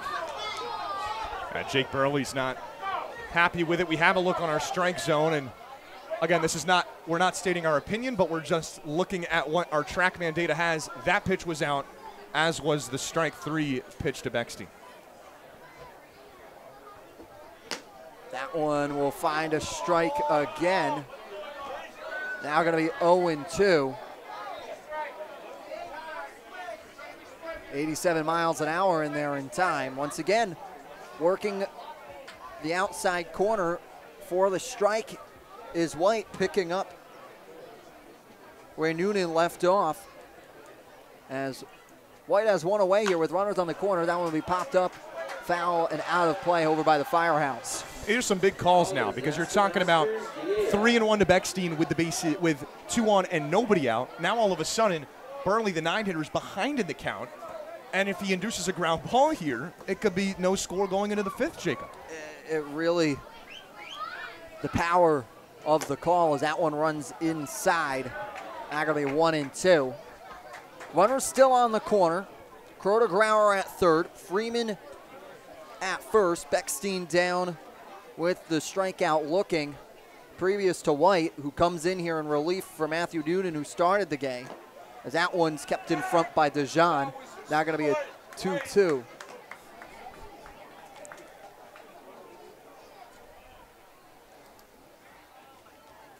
White appeared against Upper Valley up in New Hampshire, up in Vermont, excuse me, working 3 innings pitched in that outing as Burley goes down swinging there.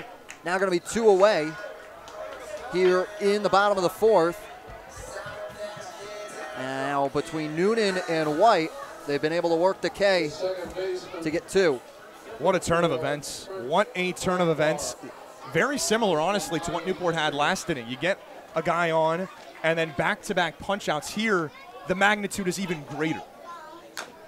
As Farquhar now up, he'll foul that one off down the first base side. Now we'll run 0-1. All hail to Lord Farquhar, ladies and gentlemen.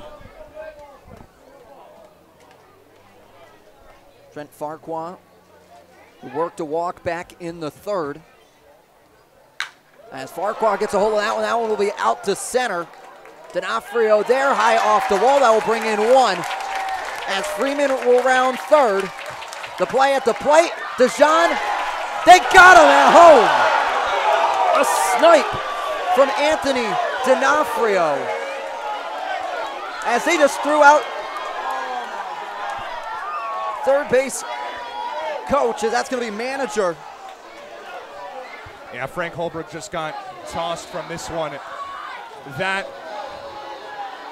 quite frankly, Jacob, that's a tough call. It really looked like Freeman got his hand in there. The Newport Gulls dugout cannot believe it.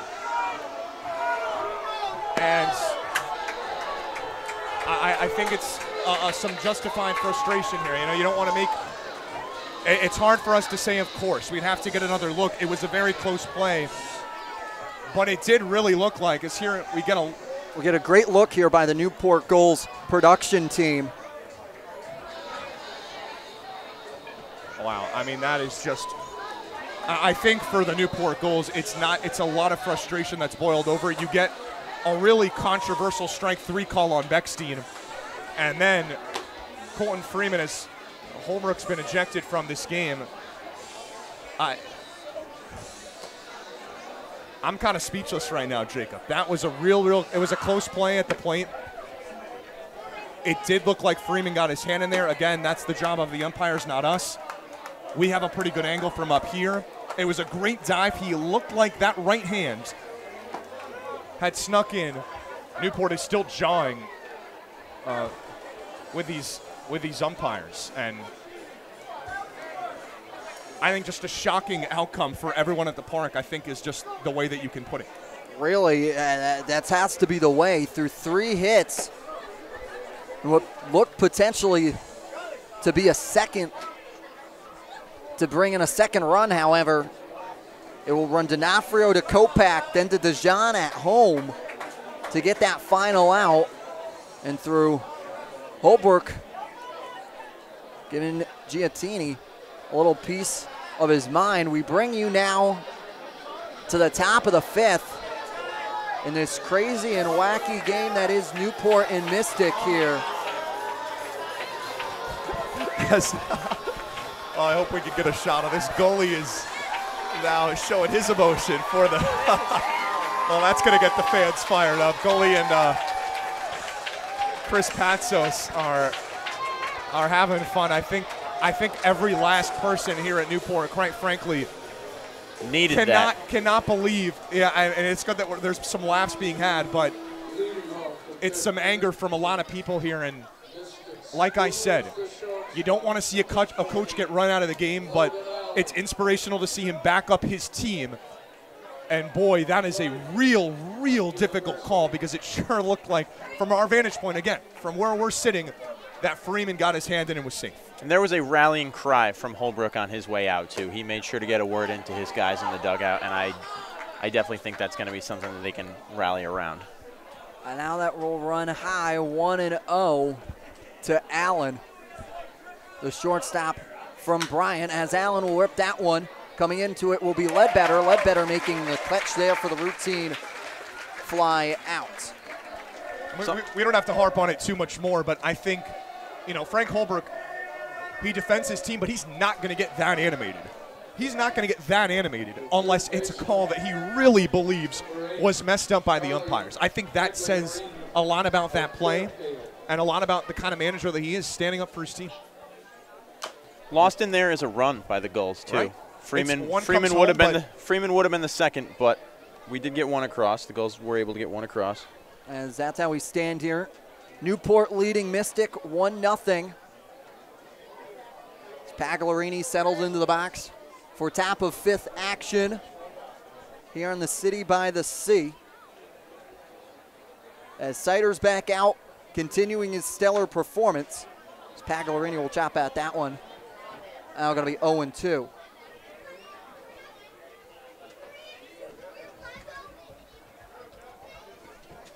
Pagliarini out of Trumbull, Connecticut, attended St. Joseph's High School, a powerhouse if you're familiar with Connecticut high school sports, really in all sports and all capacities.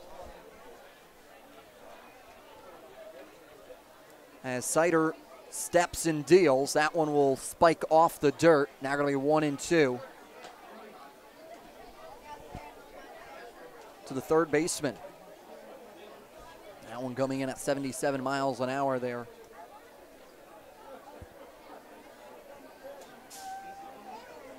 The deal from Sider. That'll be strike 3. Charlie Pagliarini goes down looking for the second time today. Now 2 away. Now it's going to bring up Tristan McAllister, last time up, struck out, swinging. Kevin Sider continuing his day. That's 9 strikeouts through 5 innings of work. Really an impressive showing.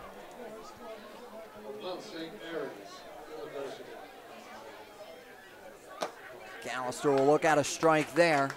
And again, it's so easy, I think, as a pitcher, when you have not just one but 2 major controversial moments in a game, to let that get into your head. It's not getting in his head at all. By no means, as Sider's still dealing. That one down low, not going to be 1-1. McAllister, who played in every contest for Mount St. Mary. We'll look at a strike there, not going to be 1-2. Running a little outside there on an 82-mile-an-hour pitch.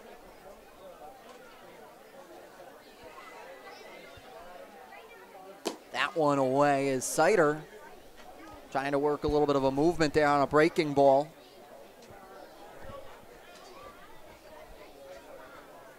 Tristan McAllister out of Fredericksburg, Virginia. McAllister will look at that one down low. Now going to be 3-2. Full count here. 2 away.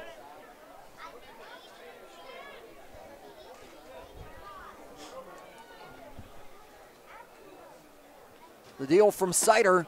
Catches. McAllister swinging. And Sider still is perfect with 10 strikeouts. Sider continuing his stellar day in the office with 10 strikeouts. We'll go to the bottom of the 5th right here on the NECBL Broadcast Network.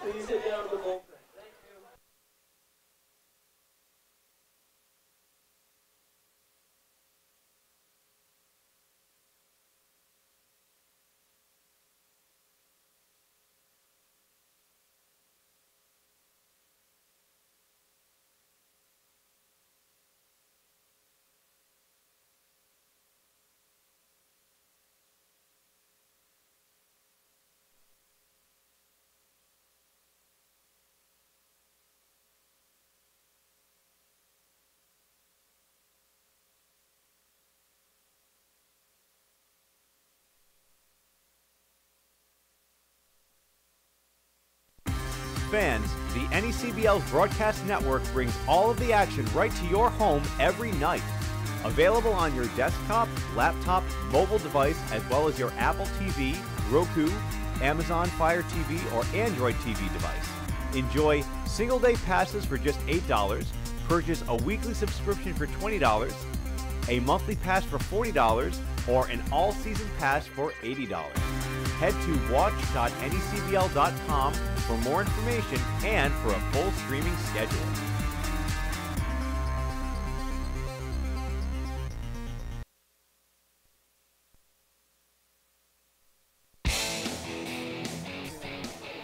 As we welcome you back, as Makarevich will swing on that one. Now going to go 0-1 as White comes in to continue his outing in relief for Noonan, the starting pitcher. That one will be a high infield pop fly. Pagliarini calling on the left side of the diamond. Pagliarini working to his left side, working to the mound, and Pagliarini will retire a 1 here in 1 pitch. Yeah, the first call to the bullpen that it is in this game is White. And one is really, still both teams really looking for that breakthrough moment. Newport able to find that first run. But this is the part of the order. You're able to run the starter out of the game. Can they find that breakthrough moment? And the final day for Noonan, that will be 3.1 innings pitched, allowing 3 hits, 1 run earned, 4 walks, 4 strikeouts, on a pretty even walk to strikeout ratio in his outing at 3.1. Now we'll bring up Colton Ledbetter, the center fielder for the Gulls here today. It's the deal from White. Will run into the dirt, 1-1.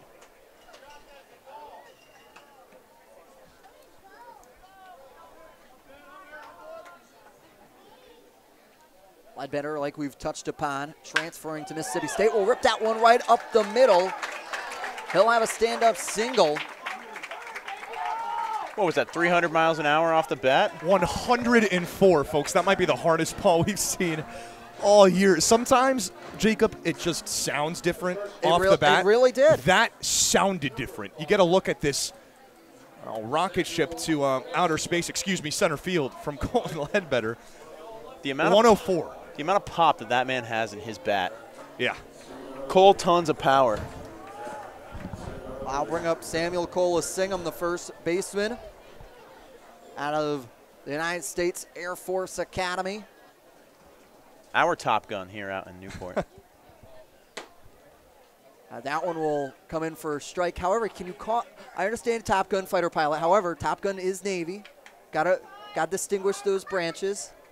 I appreciate that. I'm sorry. I was trying to be funny, but you're correct. You're absolutely correct. Do not want to be stepping on any branch's toes here. As the deal from White, that one will spike into the dessert. As DeJean will keep it in front of him. Now going to be 1-1. Samuel Colasingham, a 2022 ABCA Rowlings NCAA Division I Central All-Region First Team member, All-American Third Team member. Really, the list goes on and on. Mountain West Player of the Year. There's not enough accolades for this guy. Yeah, it's a CVS receipt of awards for Sam Colasingham this season. As White comes back out there, runner goes, chopper to Kopak. That one will be foul. We'll do it again. Now at 1-2.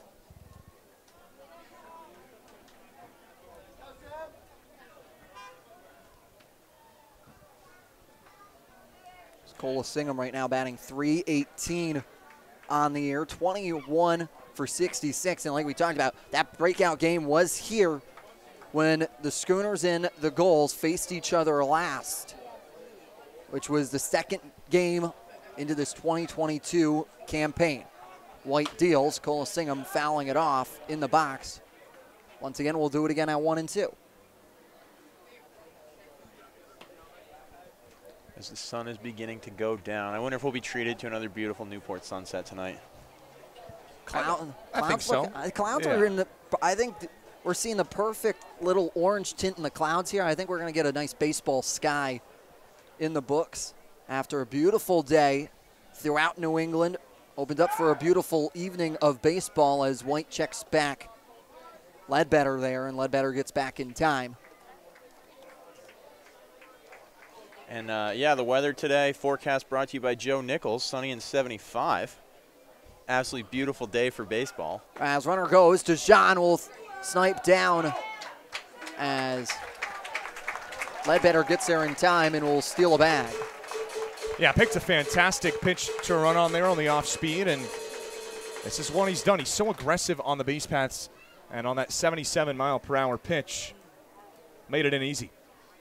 And like we saw in the last inning, last bottom of the fourth for Newport, putting a runner in scoring position is so vital in these tight games between Mystic and Newport. As White looks to deal the 2-2.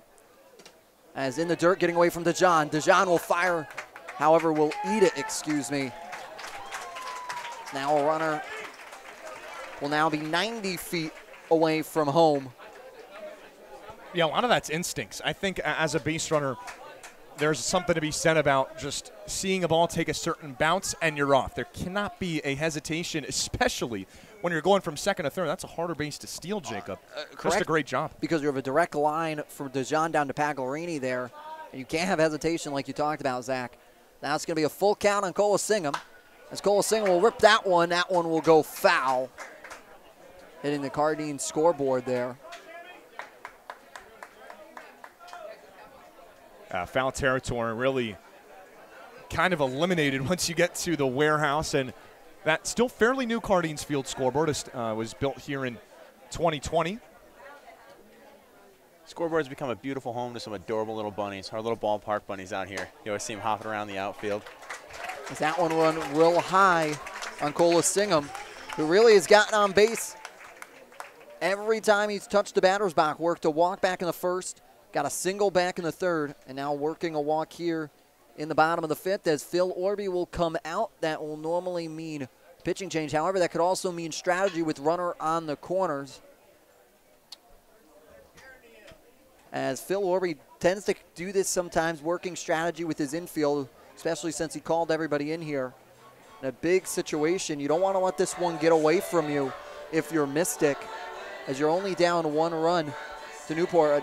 A very gettable situation here, as it appears it will be a strategy talk with runners on the corners, potentially working towards a double steal, trying to be prepared for that. Yeah, that's certainly in play here. I mean, we've seen the speed. I don't have to explain Colton Ledbetter's speed, and It would be an interesting decision here. I think in a 1-0 game, there's a lot of things that are on the table. But Newport has looked, sure, I mean, left on base has been an issue for Newport in this game, but this school's offense has looked different these last 2 innings. Really breaking through with that first run in the 4th. And here we sit in the 5th. They've been seeing the ball a lot better, and that's helped by chasing the starting pitcher in Matt Noonan. They chased this one, bringing in White here in a relief outing as he continues his work. Now that will have a pinch hitter here for Newport, and that's going to be Noah Martinez. The Central Connecticut guy will come in for Slate Alford here in the designated hitter position, maybe potentially looking for that big break open hit. Yeah, it's an interesting call, and he did have that breakthrough hit for Newport in the game that they beat Mystic back in Game 2. Happy to see him back and healthy, too. He's struggling with a little lower body injury. Happy to see him back out here. Got the start in Game 2 and split the left center gap, a 2 RBI double in a 3-2 game. It was huge. As White deals, that one will find the zone. Now going to be 1-1.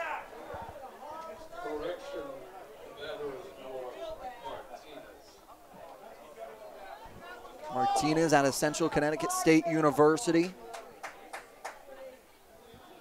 Martinez standing in at a tall 6'5" in the box. As White deals the 1-1. Chopper back over to White. White will play the run at first. Kopak firing, not going to get him in time.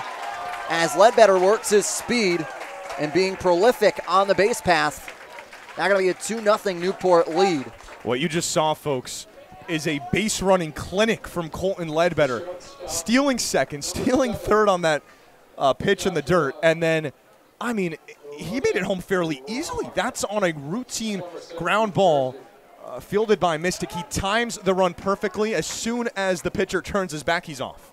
It really was one of those textbook plays that you want to show. Here's what you want to do in a ground ball to the pitcher, as that one will come in for a strike on Joshua Kuroda-Grauer, who had that leadoff double back in the 4th. A very vital. He's their one run for Newport that's come across here in this one.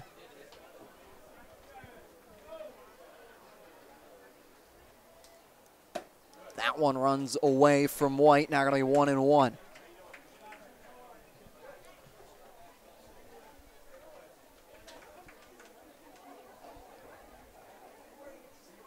Kuroda-Grauer out of Rutgers University in Somerset, New Jersey. That one now will run in. Now going to be 2-1. Grauer batting .299 in his spring season with the Scarlet Knights.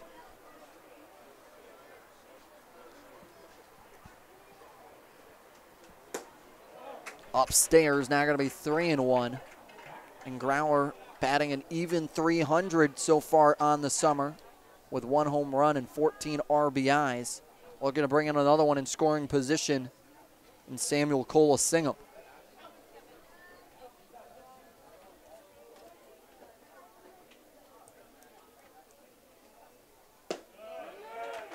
That one down low. That will allow Kuroda-Grauer to work a walk. Now he's going to bring up Colton Freeman, who had a single and got caught coming home on that controversial play at home where manager Frank Holbrook eventually got thrown out. Yeah, JKG now has reached all 3 times. He's been up a couple of walks. Newport has stayed so patient at the plate tonight. Here we are in the 5th inning. That's already the Gulls' 7th walk here tonight, Jacob. It just shows that they, like we've talked about, Zach, in these previous meetings, they don't try and push anything. They don't try and push the envelope too far open, as they just take whatever the pitchers are giving them. And right now, Mystic has been working around the zone essentially, trying to see if they can get them to chase. However, the Gulls have stayed disciplined. That one will go in for a strike. Not going to be 0-1.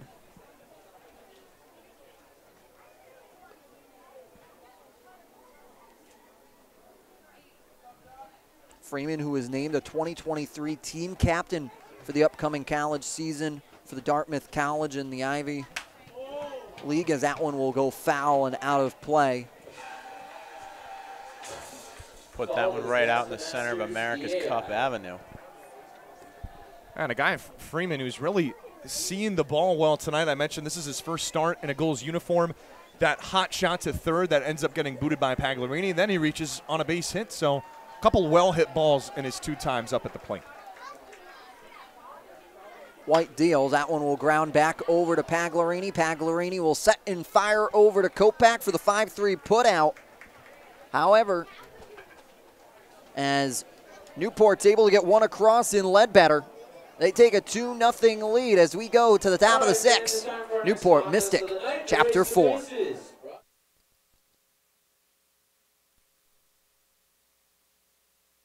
For the first time in league history, the 2022 New England League All-Star Game is headed to Martha's Vineyard, home of the Sharks. On Sunday, July 24th, join the NECBL's best as they ferry over to the island and enter the Shark Tank in front of scouts from every MLB organization. Visit asg22.necbl.com for more information. And don't forget to make your ferry reservation at steamshipauthority.com. Fans, the NECBL's broadcast network brings all of the action right to your home every night. Available on your desktop, laptop, mobile device, as well as your Apple TV, Roku, Amazon Fire TV, or Android TV device. Enjoy single-day passes for just $8, purchase a weekly subscription for $20, a monthly pass for $40, or an all-season pass for $80. Head to watch.necbl.com for more information and for a full streaming schedule.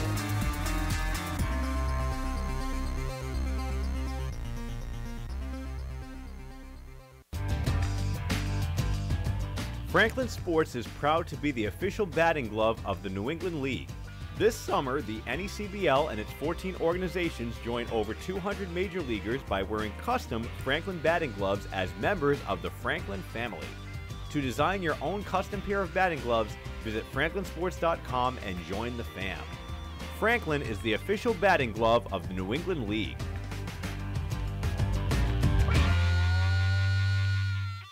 The Newport Gulls broadcast network features 7 high-definition cameras, graphics, instant replay, and extended pregame and postgame coverage. Watch the Gulls all season long every Friday night on Your View New England. Be sure to follow the Gulls all season long on our social media accounts at Newport Gulls on Twitter and Instagram, and Facebook.com/Newport Gulls, and subscribe on YouTube.com/Newport Gulls for the latest. As we welcome back to Cardanes Field, Kevin Sider continuing this one here for the Gulls as he retired his last 2 batters in the Mystic lineup, as that one will be a strike there, 0-1 on Troy McGirt, the designated hitter for in today's contest. It's McGirt chasing that one. Now going to be 0-2. That moved. It really had some large breaking movement on that one as Sider, once again, like we've talked about, blink of an eye, it's an 0-2. That one will ring up Troy McGirt looking. Now 1 away. Bring up Jackson DeJean. All these last 6, 7, 8, and 9, Jacob, I just got to point this out in the order. 6, 7, 8, and 9 are 0 for 7 with 7 strikeouts. How often do you see that? Really not. And it attests to how efficient Sider is on the mound with his command, as that one will go into the dirt. Now going to be 1-0. And with that, he has tied the most strikeouts a Gull has in a game this season at 11. Once again, DeJean chasing. Now going to be Unos across the board.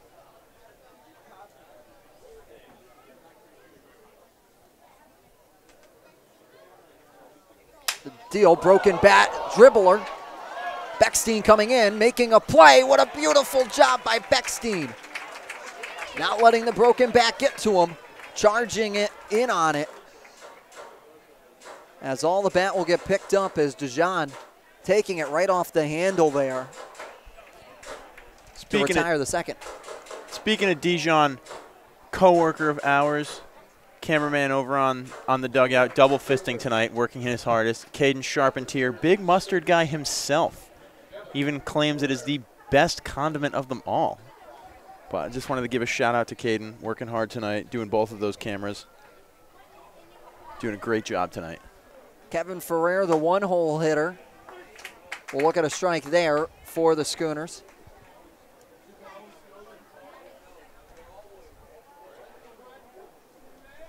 Ferrer, a local guy. That'll be strike 2 there. From Pawcatuck, Connecticut, not too far from Don Stadium in Mystic, Connecticut, the namesake of the team. The deal from Sider, that one outside, and Sider, like we've talked about, works an 0-2 count rather quickly on batters. You can't even blink, and then you're already behind. This time will be called by Kevin Ferrer. The left fielders today, seen a lot of majority playing time out in left field for the Hook C student athlete, as Sider deals the 1-2 down into the dirt. Now going to be 2-2. And it's also just been, we've talked a little bit about it, but the efficiency. Of course, the K's, that's going to help, but this is a guy that's still working in the low 70s in the pitch count and trying to finish his 6th inning. And if you've been following these 3 games so far in these consecutive turns, as time called there from Ferrer again, it's been the starting pitchers for the Newport Gulls that have been able to extend into games, work that 6th inning, that 7th inning, and really have allowed their pitching staff to work and allow for the potential to come in here later in games and not use up their entire bullpen. And he's got a 0 in another column right now. I'm not going to say it. I'm not going to say it yet. But maybe as a listener you could infer. Not trying to bring the jinx into play. Maybe you want to knock on the wood table over there, Zach. Let's not get ahead of ourselves. Mystics still trying to break through in this one, as Ferrer will foul that one off down by the clubhouse. Beautiful picture there of Cardines Field. You can see on your screen, looking down that where the 2 dugouts are. As Sider continuing to work. 2-2 now. New balls having to come to the home plate umpire.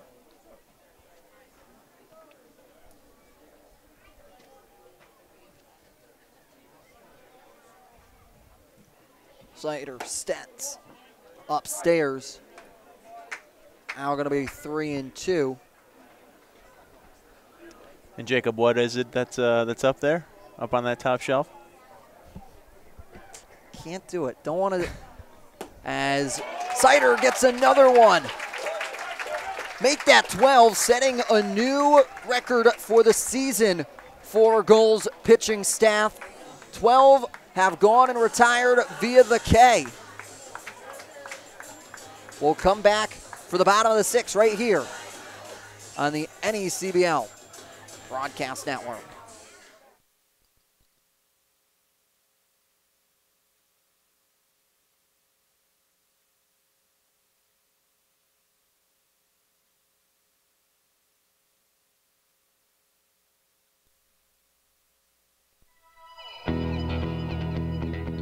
The chase for the Fay Vincent Senior Cup begins on Monday, August 1st, when the 2022 New England League playoffs begin. 6 teams will qualify this year, each of the 3 division winners and then the 3 teams with the highest winning percentages. The top 2 teams will receive a first-round bye, while the other 4 teams open things up with a single elimination wildcard round. The winning teams will advance to the best-of-3 series for the Final 4, and then the last 2 teams standing will match up in the best-of-3 NECBL Championship Series to compete for the league title and the right to voice the Fay Vincent Senior Cup. We'll see you in August for the start of the 2022 postseason. Whether you're an island resident or just visiting, the fastest way to get to the Cape and Islands is by taking the New England League's preferred partner, the Steamship Authority Ferry. Visit steamshipauthority.com for more information. Zephyr is the official on-field cap of the NECBL. Also known as the Z-Hats, Zephyr is the authentic college hat with a loyal following of those who only wear the Z. Zephyr makes hats for over 800 colleges and channels that same energy and creativity into building custom hats of all types for pro sports teams, clothing brands, and companies everywhere. Make sure you pick up your Newport Gulls official on-field hat today.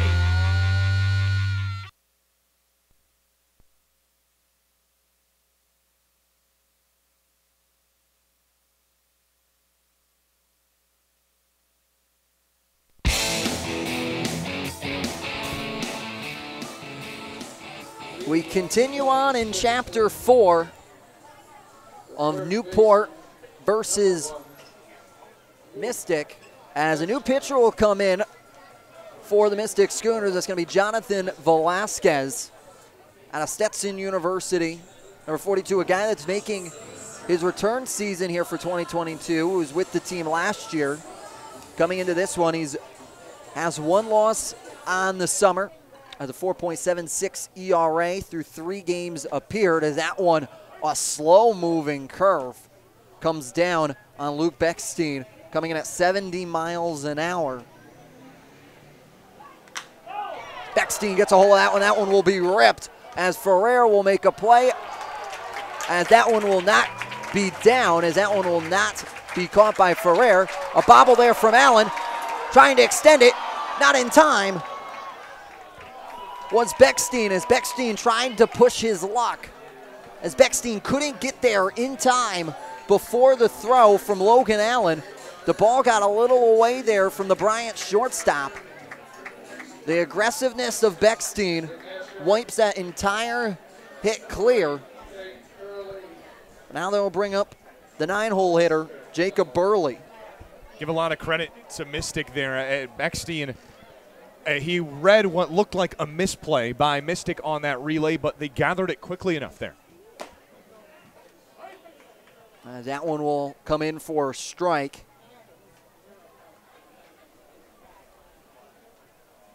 The 9-hole, as that one will run upstairs. Now going to be 1-1.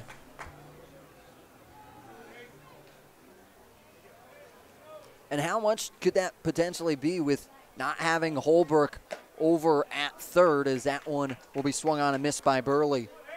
Well, certainly some big decisions to make as it comes to the starting pitcher for the Newport Gulls, putting together an absolute gem. I mean, 6 innings of no-hit ball last time he was out.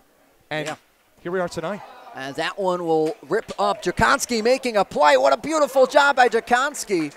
A ball that would most certainly almost be written off as a hit by many. Jakonski making the backhand grab, firing it over to Kopak at first in time to put Burley away and bring up the top of the order for the Gulls. Seen some really nice defensive work by both of these teams tonight, and that's how you greet a new pitcher and give him some confidence right there in Velasquez. Velasquez working so quickly here as Farquhar goes for a big swing and a miss there. Not going to be behind the count, 0-1. Like we talked about, Zach, when you can get behind and ahead in the count, as that one runs high, not going to be 1-1. If you can get ahead in the count, if you're a pitcher, it opens up so many doors and possibilities for you to work some of those breaking balls, some of those non-primary pitches. The 1-1, bunch shown there by Farquhar, going high into the netting. Now going to be 1-2.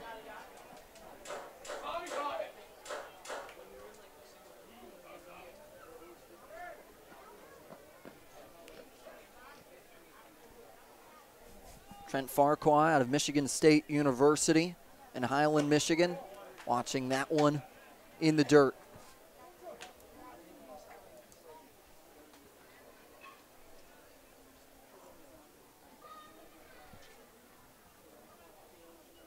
Deal from Velasquez. Chopper down over to Kopak it's going to be Velasquez as he'll get the out. Velasquez and Kopak were jiving for it. Velasquez makes the play. Kopak gets back in there in time. We'll take a look at it right here to show you Velasquez running right off the mound there. That's a great heads-up play because that ball's going foul, Jacob, and he gets it just before it does to get the out there. Yeah, that's going to be a 1-3 put out. Velasquez comes in and works efficiently. and sets the Gulls down in order. We'll go to the 7th. I'll return play-by-play duties back over to Zach Letson when we return right here on the NECBL Broadcast Network.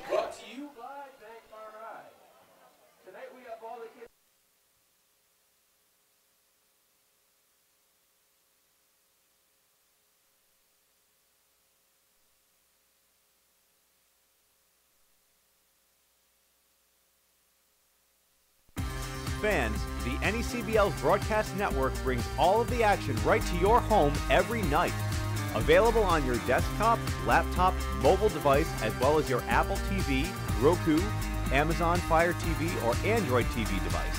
Enjoy single-day passes for just $8, purchase a weekly subscription for $20, a monthly pass for $40, or an all-season pass for $80. Head to watch.necbl.com for more information and for a full streaming schedule.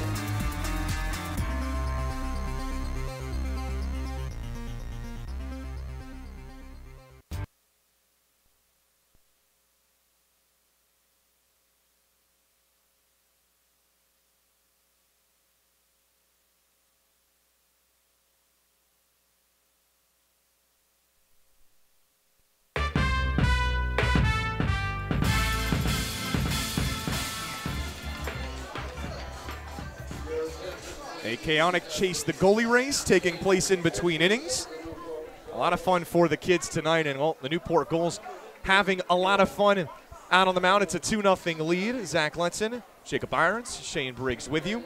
And another day to remember for Kevin Sider has come to a close. 6 innings, no hits, and a season record for the Gulls, 12 strikeouts. Woo. If you go back to his last outing, it is 12 straight no-hit innings for the righty out of Quinnipiac. Utter dominance in the NECBL. A really dominant performance there.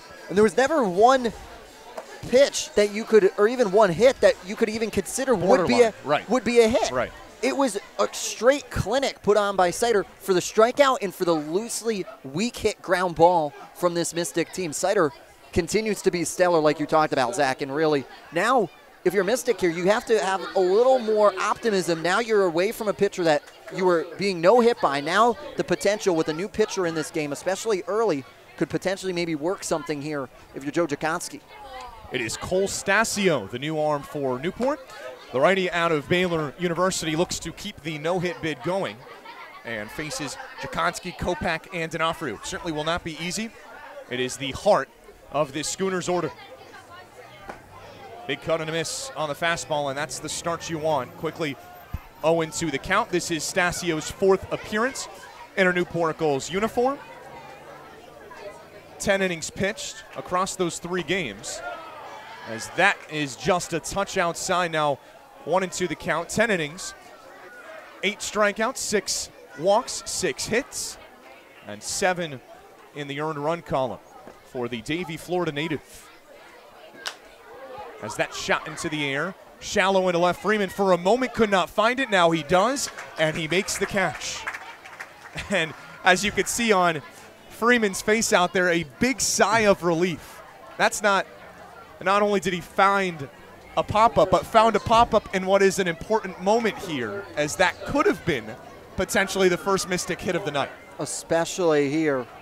And for Freeman, a guy that normally hasn't broken through here, first start of the year, you want to have that first play over at left. You want to have confidence in your coaching staff to bring you back out to that position.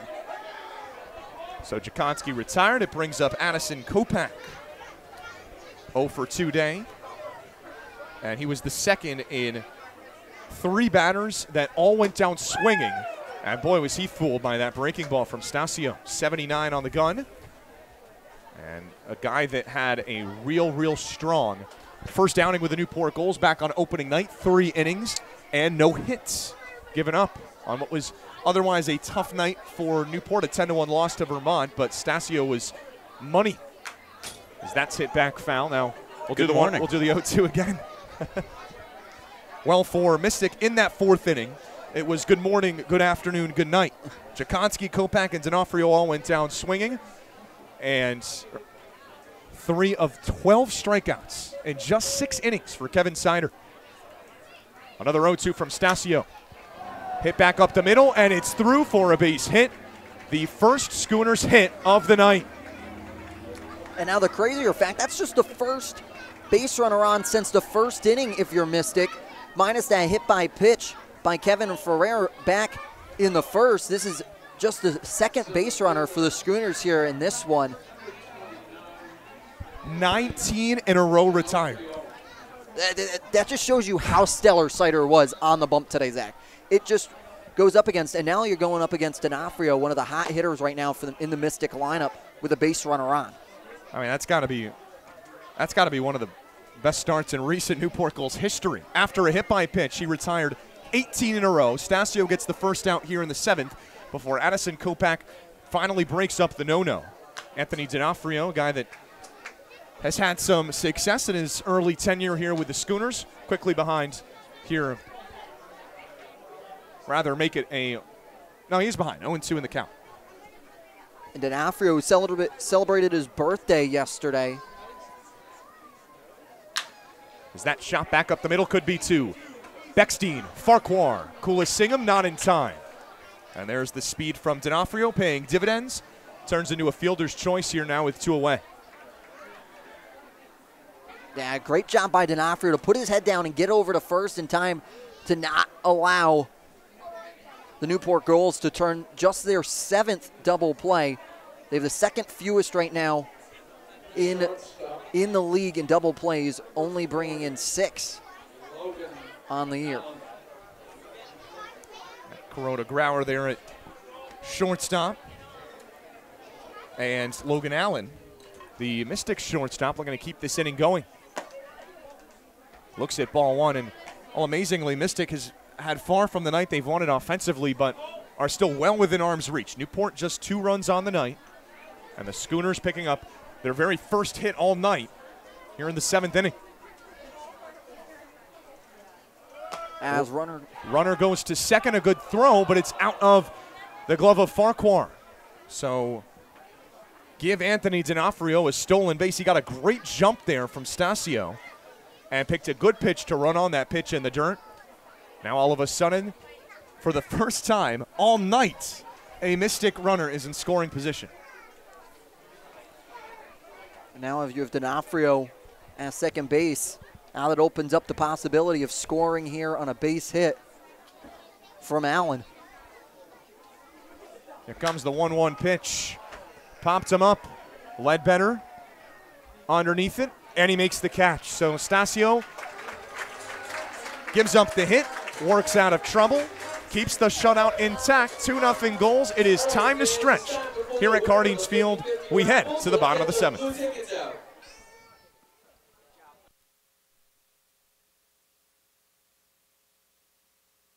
Number is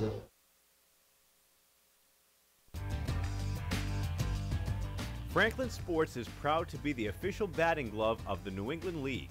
This summer, the NECBL and its 14 organizations join over 200 major leaguers by wearing custom Franklin batting gloves as members of the Franklin family.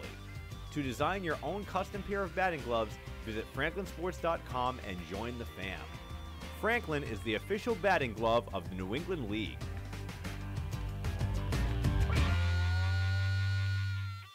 The Newport Gulls broadcast network features 7 high-definition cameras.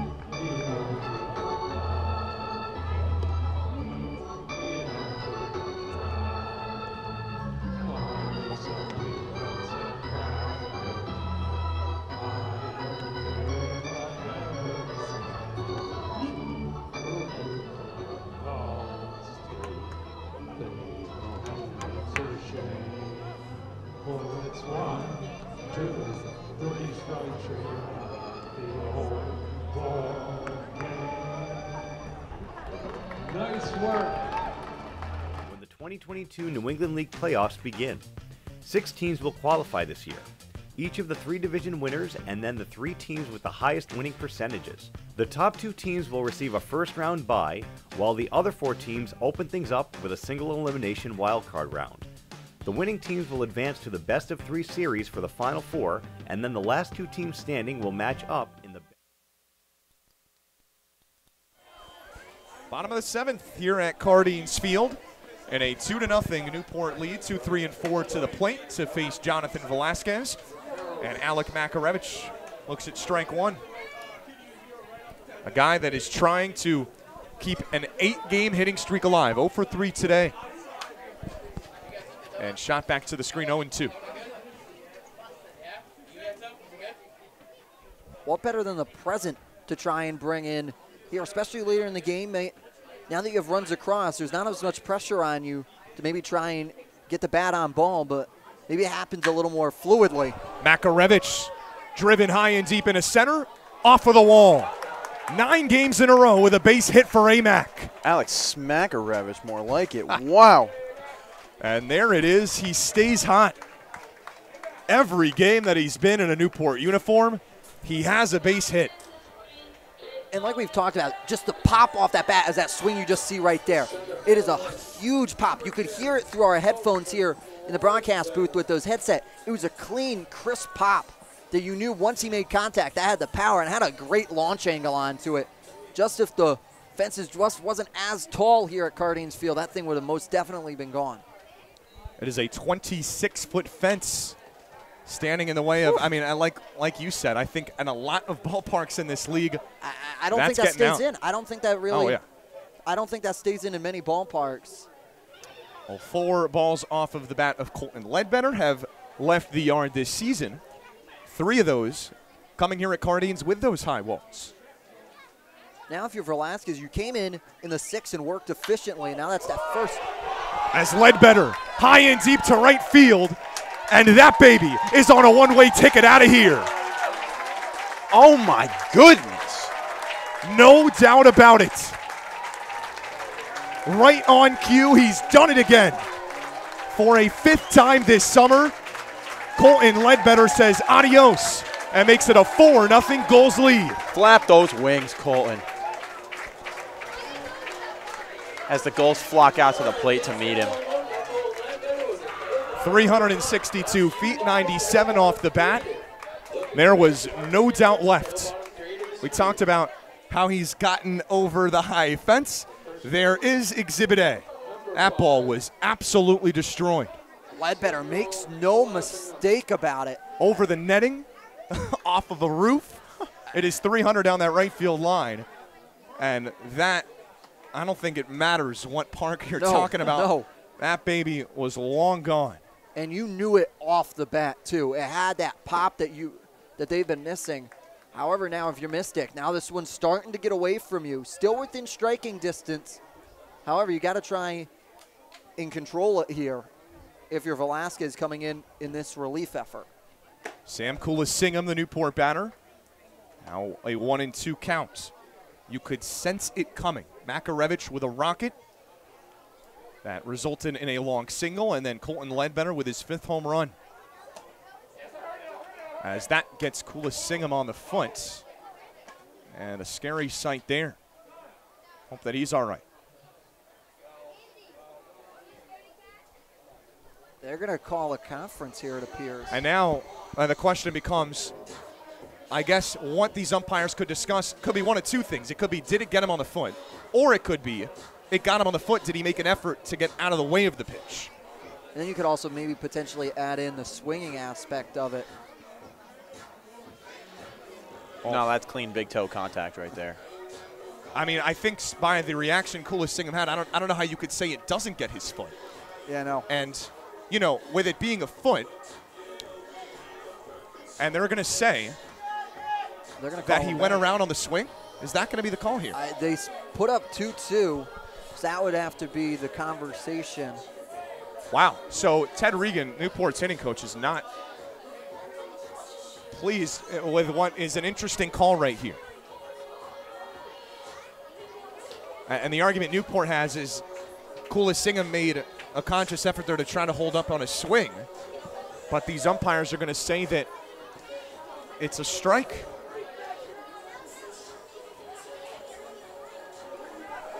Definitely a night to remember out here in Newport. And so before Colasingham can get back into the box, as the umpires motioned a 2-2 count, it is going to be a mound visit here for Phil Orby and the Mystic pitcher Jonathan Velasquez. Yeah, the conversation had potentially about how they want to attack Colasingham here. Nobody on, no outs, however, giving up 2 runs here. And really 2 hard hit balls for the Gulls.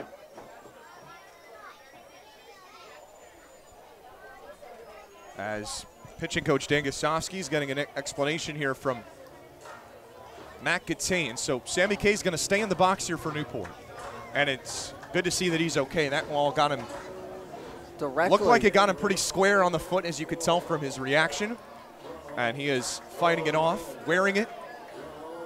And Newport Gulls pitching coach Ted Regan still standing by home plate here and wants the full skinny from Matt Gattain as to why that call was made. Certainly not every day that you see that call when a guy's hit on the foot. No, not really. As still having a conversation here on what is definitely an interesting conversation we've had so far today between everybody and the umpiring crew in this one. I don't think there's any doubt it hit him based off of his reaction. No. So that call has to be that he went around on his swing. Like I said, I think that's what we were talking about here, Zach, when we were watching the replays. Beautiful job by the entire production crew here at Newport.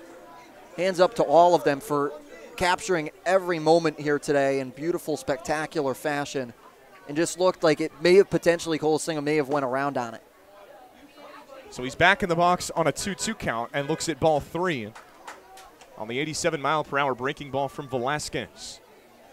Base is empty here, still nobody out in the 7th. Back up the middle, jumping play by Velasquez. He gloved it. Oh, what a play. Are you kidding me?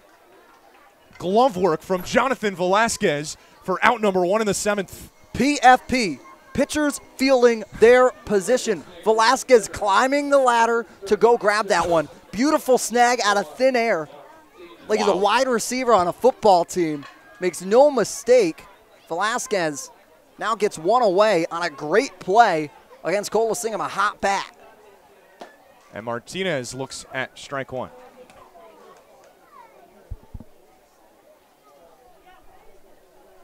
Martinez, who came in as a pinch hitter for Slate Alford, back for his last at-bat, takes a big cut and a miss there for strike 2 behind in the count quickly. Mentioned that monumental double that he had in Game 2 of Sunday's doubleheader. He made it a 2-0 game early. Newport only scored 1 run the rest of the game, but found a way to get it done. As there's a shot the other way off of the glove of Pagliarini, and throws over to first. It's not going to be in time.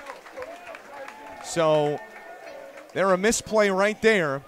The second time tonight, and it has gotten out of the glove of Charlie Pagliarini. And on the ball squared pretty hard off the bat of Noah Martinez. It'll likely go down as an E5 right there and allow him to reach. And so it looks like Martinez is going to go into the dugout here. And we talked about he has made the recovery from that injury. He is heading to the bench. Out comes Spencer Smith. So Martinez's day is done. And Spencer Smith will now be the 3rd player to slot into that 5 spot in the Newport order. And that DH role, so you're allowed a little more versatility in there because they don't have to necessarily play the field if you want to move around like that. So now with that extended role, a nice team effort here in that 5 spot for the Gulls. Now 1 on with 1 out for the man tied for the team lead in hits, Josh Kuroda-Grauer. And looks at strike 1. He has not been retired today. On all 3 times he's come up to the dish. That included a double that got the bottom of the 4th started. Yeah, Kuroda-Grauer, who's also 2nd in the NECBL in RBIs. As that shot foul, and it will hit off of the clubhouse. Whew. I was worried for another window there. Guy with a lot of pop, had his first home run of the summer in Newport's last home game against the Keene Swamp Bats. Alford, Kuroda Grauer, and Farquhar all going deep in that offensive fireworks show. Newport scored 14 runs. It's most in a home game in 4 years. Yeah, I think the 4th of July shipment might have gotten here early on that one, Zach. Awaiting an 0-2. Fastball just misses the zone. Now a ball and 2 strikes.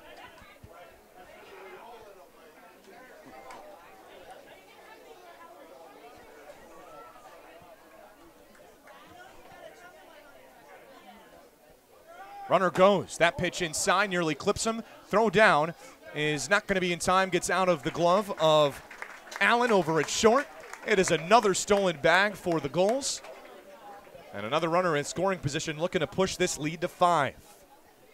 And this is a great move. Bringing in Smith as a pinch runner, has a great jump on that pitch, able to get over there in time. And now you put a runner in scoring position with 1 away. Now that allows the sacrifice fly to become in the conversation. Kuroda Grauer flies it out of play. 3rd stolen base on the season for number 22. Spencer Smith in the game for a moment. And swiping a bag. Throw nearly got there in time, but Logan Allen, the shortstop, could not handle it. Gulls with a pair here in the bottom of the 7th.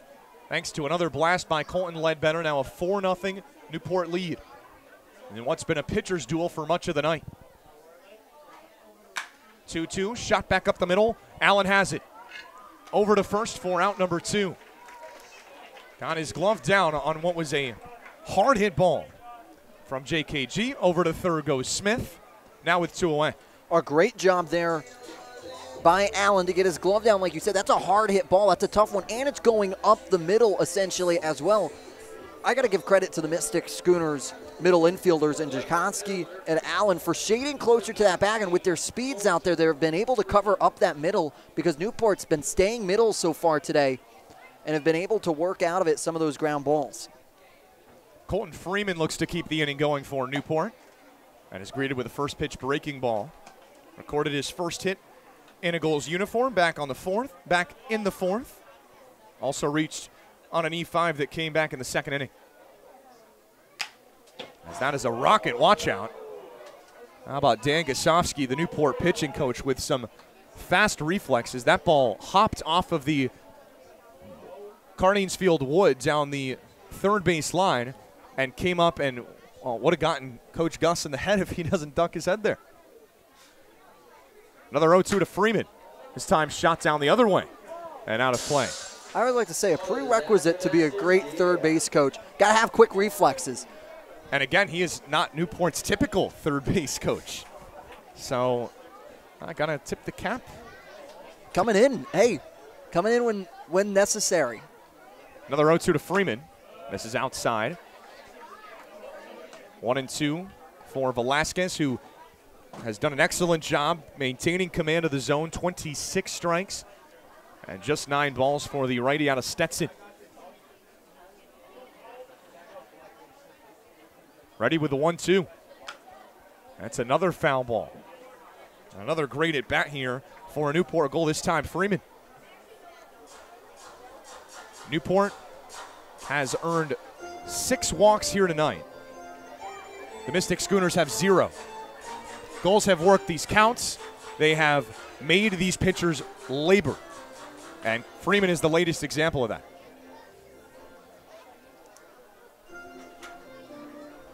Smith over at third base.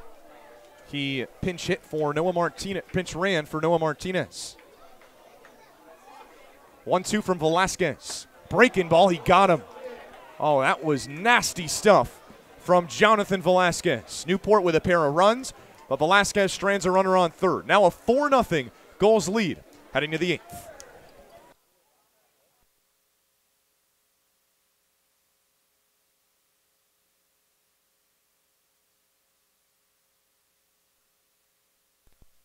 Fans, the NECBL's broadcast network brings all of the action right to your home every night. Available on your desktop, laptop, mobile device, as well as your Apple TV, Roku, Amazon Fire TV, or Android TV device. Enjoy single-day passes for just $8, purchase a weekly subscription for $20, a monthly pass for $40, or an all-season pass for $80. Head to watch.necbl.com for more information and for a full streaming schedule.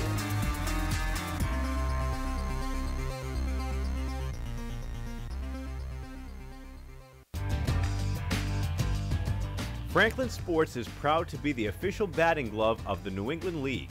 This summer, the NECBL and its 14 organizations join over 200 major leaguers by wearing custom Franklin batting gloves as members of the Franklin family. To design your own custom pair of batting gloves, visit franklinsports.com and join the fam. Franklin is the official batting glove of the New England League.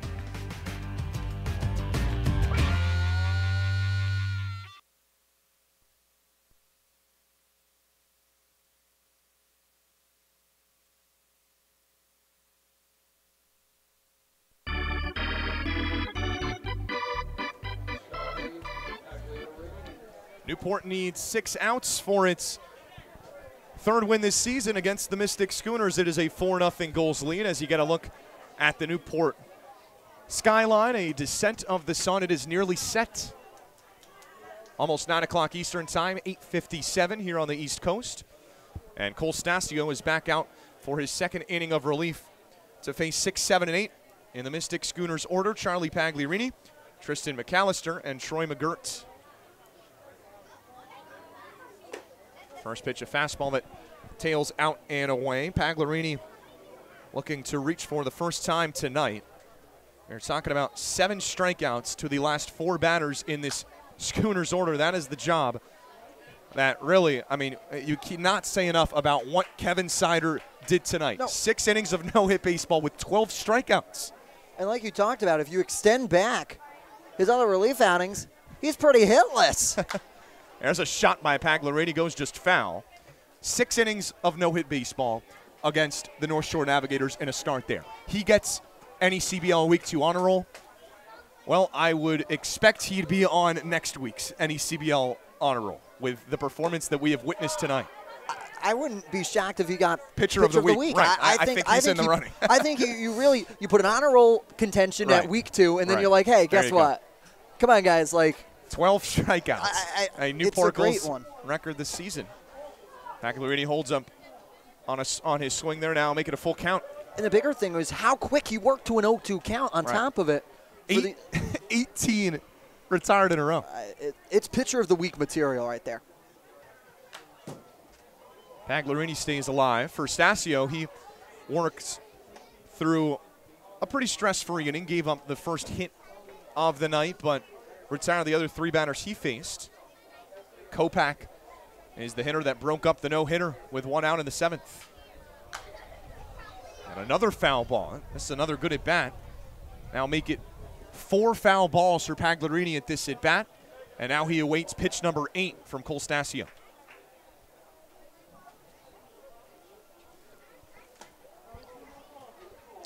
The third baseman out of Fairfield University. And what we talked about, the swing he had late in game 1 between these two teams. And another foul ball from Pagliarini. His 5th of this at-bat. Yeah, Pagliarini is a guy at the plate that's going to protect the plate with all he has, really. He's a guy that's very disciplined at the plate and understands what he's going to get around on. Another payoff pitch. And another foul ball. Quite the at-bat. Here from the third baseman out of Fairfield.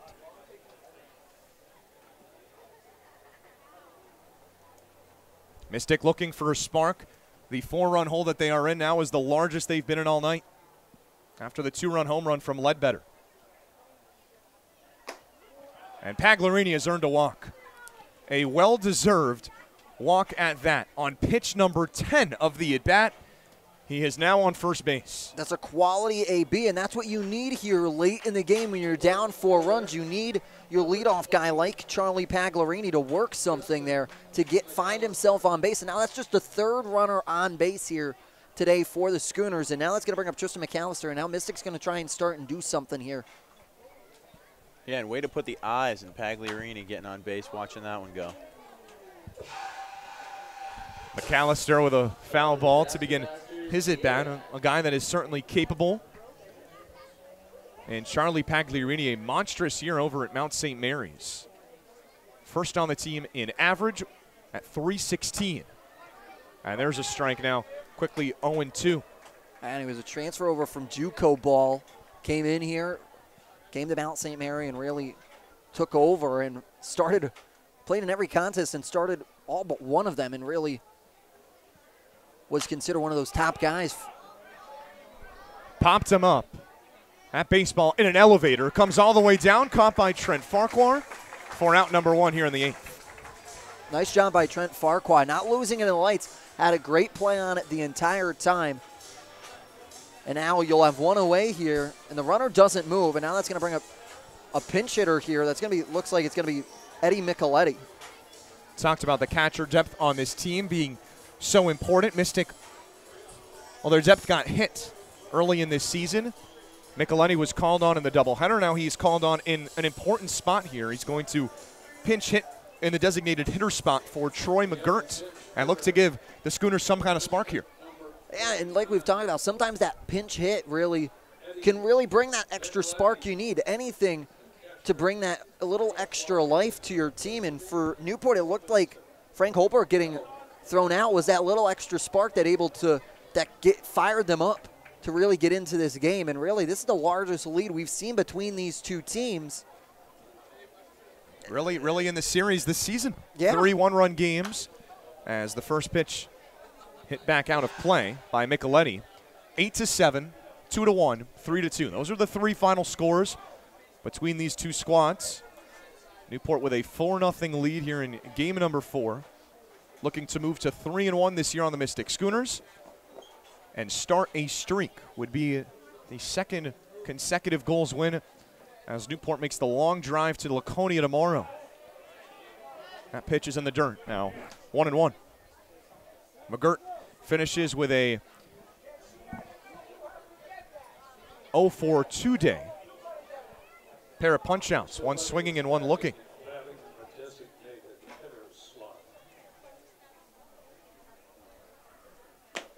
One from Stasio, misses down low. Burley keeping a close eye at Pagliarini, but fakes the throw.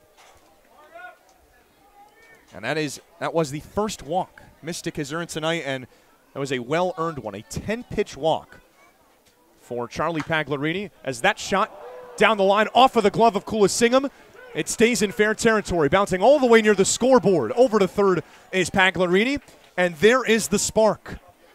Eddie Micheletti with just the second Schooners hit of the night, and it's a big one here in the 8th. Yeah, a big hit there, and it's going to be a hit on this contest for Micheletti. And great, that's exactly what Mystic needs here, pinch hit. And like we talked about, that spark is we'll see Pagliarini get a great jump on it. And that he's able ball to get was just moving. Scorched. It really wasn't. It was just a hard play for Cole Singman. He did everything right. He put his body in front of it. However, it was just so hard hit that it just bounces right off of him and reflects. Now the biggest Schooners opportunity by a long shot here tonight for the 9-hitter Jackson DeJean. He looks at strike 1. This is a big opportunity here, as now you'll have the top of the lineup and Kevin Ferrer, one of the hottest bats in the Mystic Schooner lineup, in the 1-hole, due up here in this inning, no matter what happens to DeJean. There's a strike. The only way to avoid that would be to get a ground ball double play with Kevin Ferrer on deck.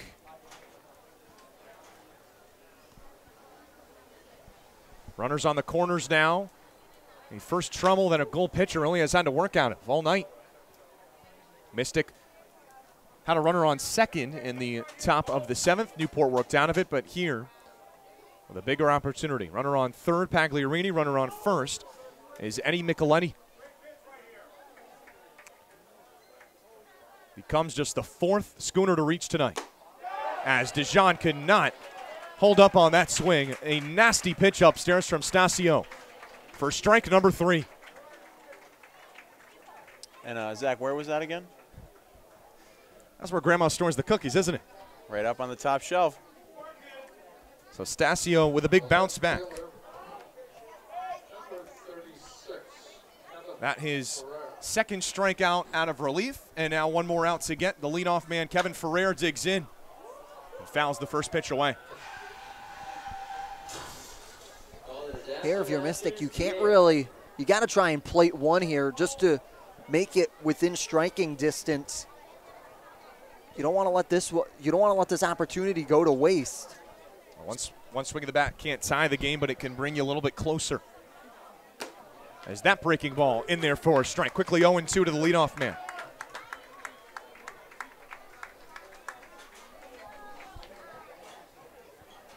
Mystic with 2 on for the first time all night. Can Stasio work out of it?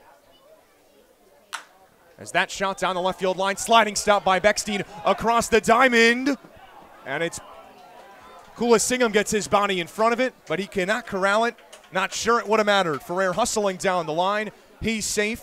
And with the first Mystic Schooners run of the night is Charlie Pagliarini. Now a 4-1 game. Yeah, great base hit there from Kevin Ferrer. A hard hit ball that makes Bechstein just to eat it and works onto the line. And a great job by Kulasingham there to keep it in front of him. However, just so much happening over at that first base area. Kulasingham can't really corral it. Now all of a sudden, the Schooners, after struggling all night offensively, have the tying run at the plate. Jakonski looks at ball 1. He was the last out in a streak of 18 batters in a row retired by the Newport Gulls pitching staff. And the first batter that Cole Stasio faced out of the bullpen. And now a 2-0 count to the second baseman.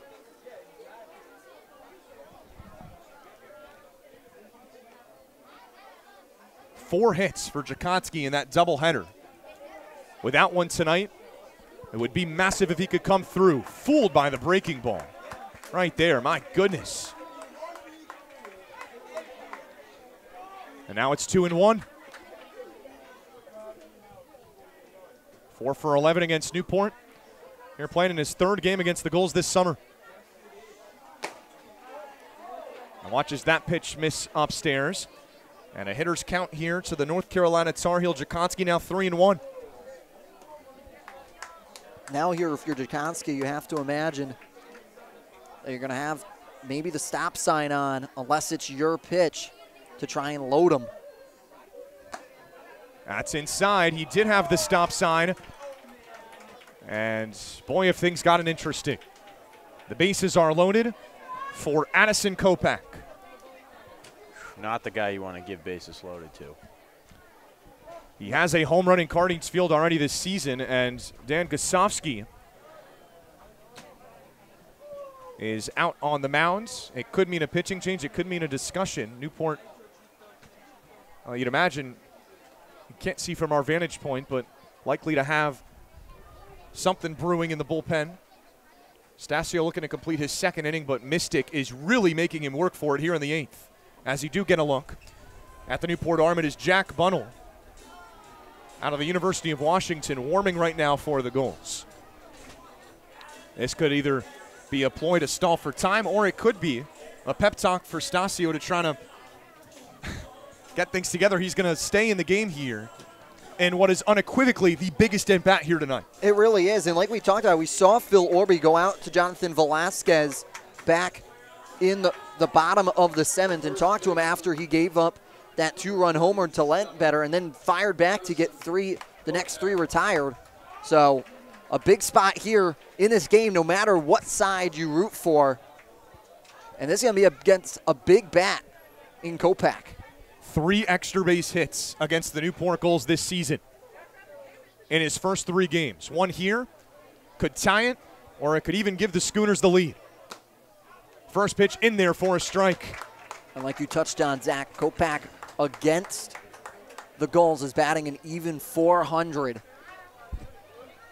4 for 10 in his first 3 games. And he's the guy that broke up the no-hitter. A 1 for 3 night tonight with that single that came in the 7th. And fooled him on that pitch in the dirt. A strong breaking ball there. And this Newport crowd going to make some noise, cheering on their team in the biggest moment of the game so far. Bases loaded for the Schooners three-hitter. Stasio ready with the 0-2. Did he go around? No, he did not. Oh, with the entire Cardines Field crowd holding their breath, Kopak gets another opportunity. What a huge spot.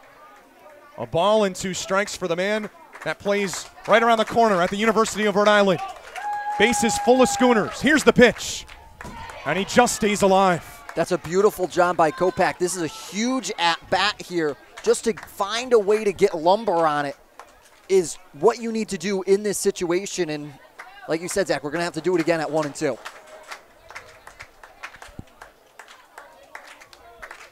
Base is full of Schooners. They have their first run here in the 8th, looking for more. Stasio's 1-2. Just misses down low on the fastball, and now a 2-2 count. Woo. This is hold your breath material for both teams here in this one. Now Deuce is wild on a wild night in Newport. Can Stasio pick out the biggest down of the night? Here's the pitch. That's another foul ball from Kopak, and the at-bat continues. Kopak continuing up there to protect and do his job, especially in this big of a situation. If you're Mystic, you can't leave runners on in this tough spot. So we'll do it again. Nowhere to put the 3-hitter Addison Kopak. 2 balls, 2 strikes, and 2 outs in the 8th. Stasio ready. Here's the pitch. Ring him up, strike 3. Cole Stasio leaves him loaded and picks up the biggest out of the night. 3 Schooners left on base and a 3-run Gulls lead intact through 7.5. Oh, baby, a sigh of relief for everybody here at Cardines Field. 4-1, the score here in Newport as you get a look at the huge strike 3 from Cole Stasio. A 3-run lead for Newport here. Plenty of action across the entire NECBL. So, Shane, our field reporter tonight, why don't you give us a peek into the rest of the NECBL outlook here on a Wednesday night? Yeah, Zach, like you said, plenty of action on tap around the NECBL. First off, we have Upper Valley taking on Keene State. Keene leading 3-2 in the top of the 9th. Then we head on out where North Adams and Bristol are dueling in the top of the 10th right now, tied 1-1 in extras. Bottom of the 9th, North Shore and Sanford are also tied. Wow. Another close game out there. Currently here, Newport leading Mystic 4-1. Vermont by a large margin, beating the Valley Blue Sox 8-0. And lastly, Martha's Vineyard up 9-2 on Ocean State. Well, the Vermont Mountaineers, they've been the story of the NECBL. They really have been rolling. 18-2 now. I mean, and it's crazy. The first of those wins, of course, coming against Newport, and emphatic winners tonight against a pretty good Valley team. Have won 11 games this year, and the Mountaineers just rolling right through them. And like you talked about, really, once a team gets hot, they can get hot, and you can just keep it going. And that's Vermont. We saw them at Dodd Stadium last week during our 3-game home stretch, and really, it's one of those teams that they just have everything cooking for them right now, and they have just shown no sign of stopping. Plenty of nail-biters around the NECBL. We talked about a 1-run game in the 9th inning, a game in the 10th that's tied, and another game in the 9th that's tied. We were on the precipice of having a tie game right here at Cardines Field. Instead, Newport maintains a 4-1 lead as we go to the bottom of the 8th. Yeah, as we'll have a pitching change coming in. It's going to be Zachary Simon coming in, number 40. As 47 will come in. This will be his first appearance in the 2022 season out of the University of Tampa. This is a guy that's also returning back here for the Schooners, as he'll come in as a relief pitcher here, which has been a full bullpen effort for the Schooners. So Mystic makes a change on the mound. Newport makes a change at the plate. Hitting in the spot of Luke Beckstein is Ben Rounds. Looks at Ball went outside. It'll be interesting to see how Newport handles it from a defensive standpoint, with Rounds being an outfielder, Beckstein being an infielder, but plenty of versatility throughout this Newport lineup defensively to make it work. As Simone fires a strike there on the outside part of the plate. Rounds coming in off of the bench.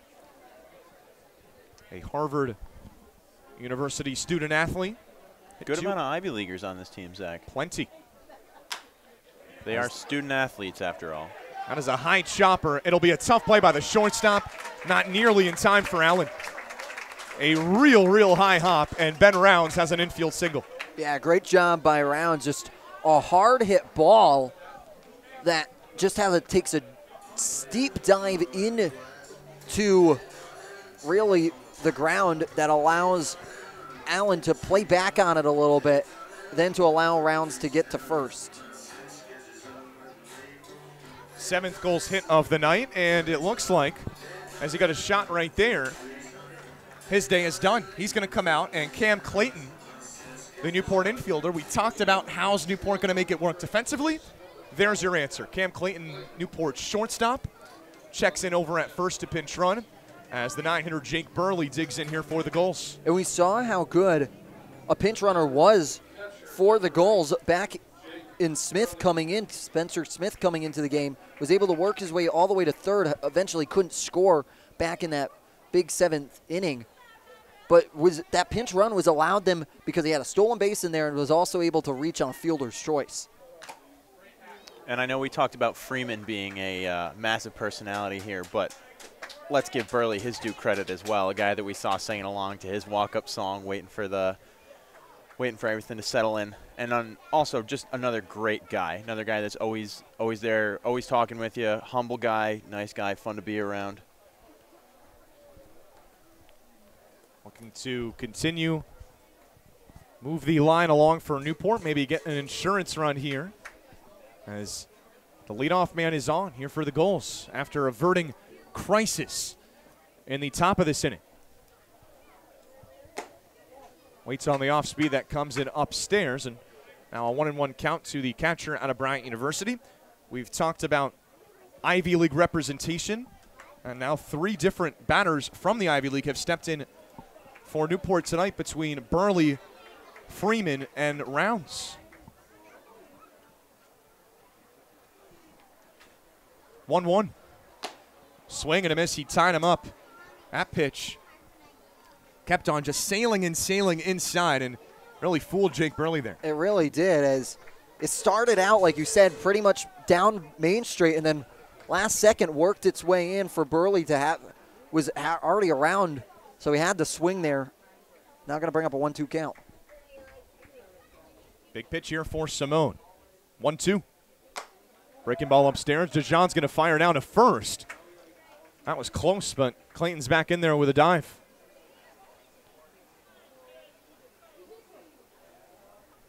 Oh for 3 day for the 9-hitter Burley tonight, but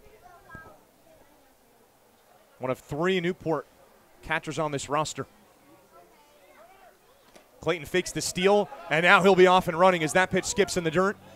It is strike 3 called, but Burley's not going to have a opportunity to go to first, as first was taken there by Clayton.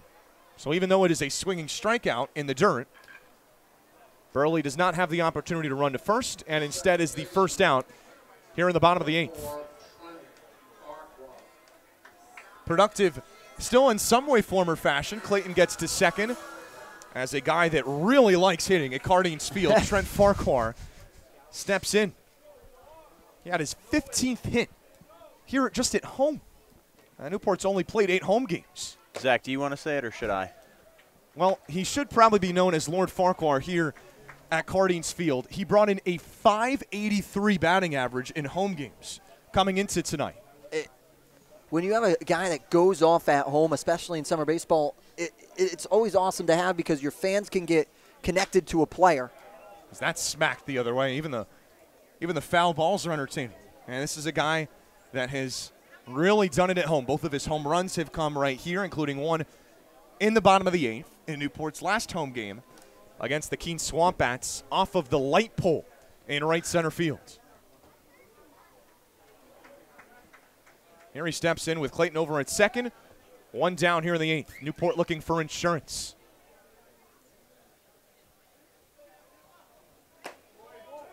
Another off-speed pitch that misses upstairs, and now a 1-2 count to the second baseman out of Michigan State University. One of the best hitters in that Spartan batting order. He did not sit a single game all spring. 1-2. High in the air and deep to center field. Way back near the wall, but caught by D'Onofrio. No, he dropped it. Oh, my goodness. So now hustling around third, coming to the plate is Clayton the slide, and they got him. We have seen everything you could see in a baseball game tonight. That the latest example. And, oh, what's the call here? Farquhar's going back to first base. This ball, we get a look at the replay. That just popped out of D'Onofrio's glove. And so Clayton had to hold with being less than 2 outs. Farquhar gets to second on just a wild night here at Cardinals Field. Yeah, so Farquhar from the official score will reach second. It's got to be an E8. It would be an E8. And then Clayton gets thrown out there. A beautiful job by the Schooners defense, really. And not much about that play at the plate. No, as they just were able to work in, and everyone, as D'Onofrio hit his cutoff and able to get it to Dejan quick enough to hold Clayton. Makarevich looking to keep the rally going for the Gulls. And he pops it up now behind 0-2. He extended his hitting streak to 9 in his last at-bat. Has not played a game in a Gulls uniform where he doesn't have a hit. 1 for 4 tonight with that single that was shot off of his bat and off of the center field wall. That came back in the 7th inning. And like you talked about, Zach, when you have a guy that is able to get it done in the spring and then carry it over into the summer, that just proves so great for him as a baseball player, because they can do it in multiple different leagues and with multiple different bats, because we're going from college baseball, which is you have your aluminum bat, right, and then you go to the wooden bat and still see the same productive nature out of him. That just speaks to him as a great baseball player. Not the easiest transition to make for any player. By no means. And watches another pitch outside, now 2-2. He came up after playing in the Super Regional round. That, of course, going on right during the NECBL season, but a welcomed addition the moment he arrived here to Newport. 2-2 the count. Simone ready with the pitch, and he'll stay alive. Newport is still looking for its first run here in the 8th. On just a wacky play in the outfield where Anthony D'Onofrio just dropped the ball in center field. The Schooners bounce back. They get the out at the plate. And now here with 2 away, Farquhar stands on second.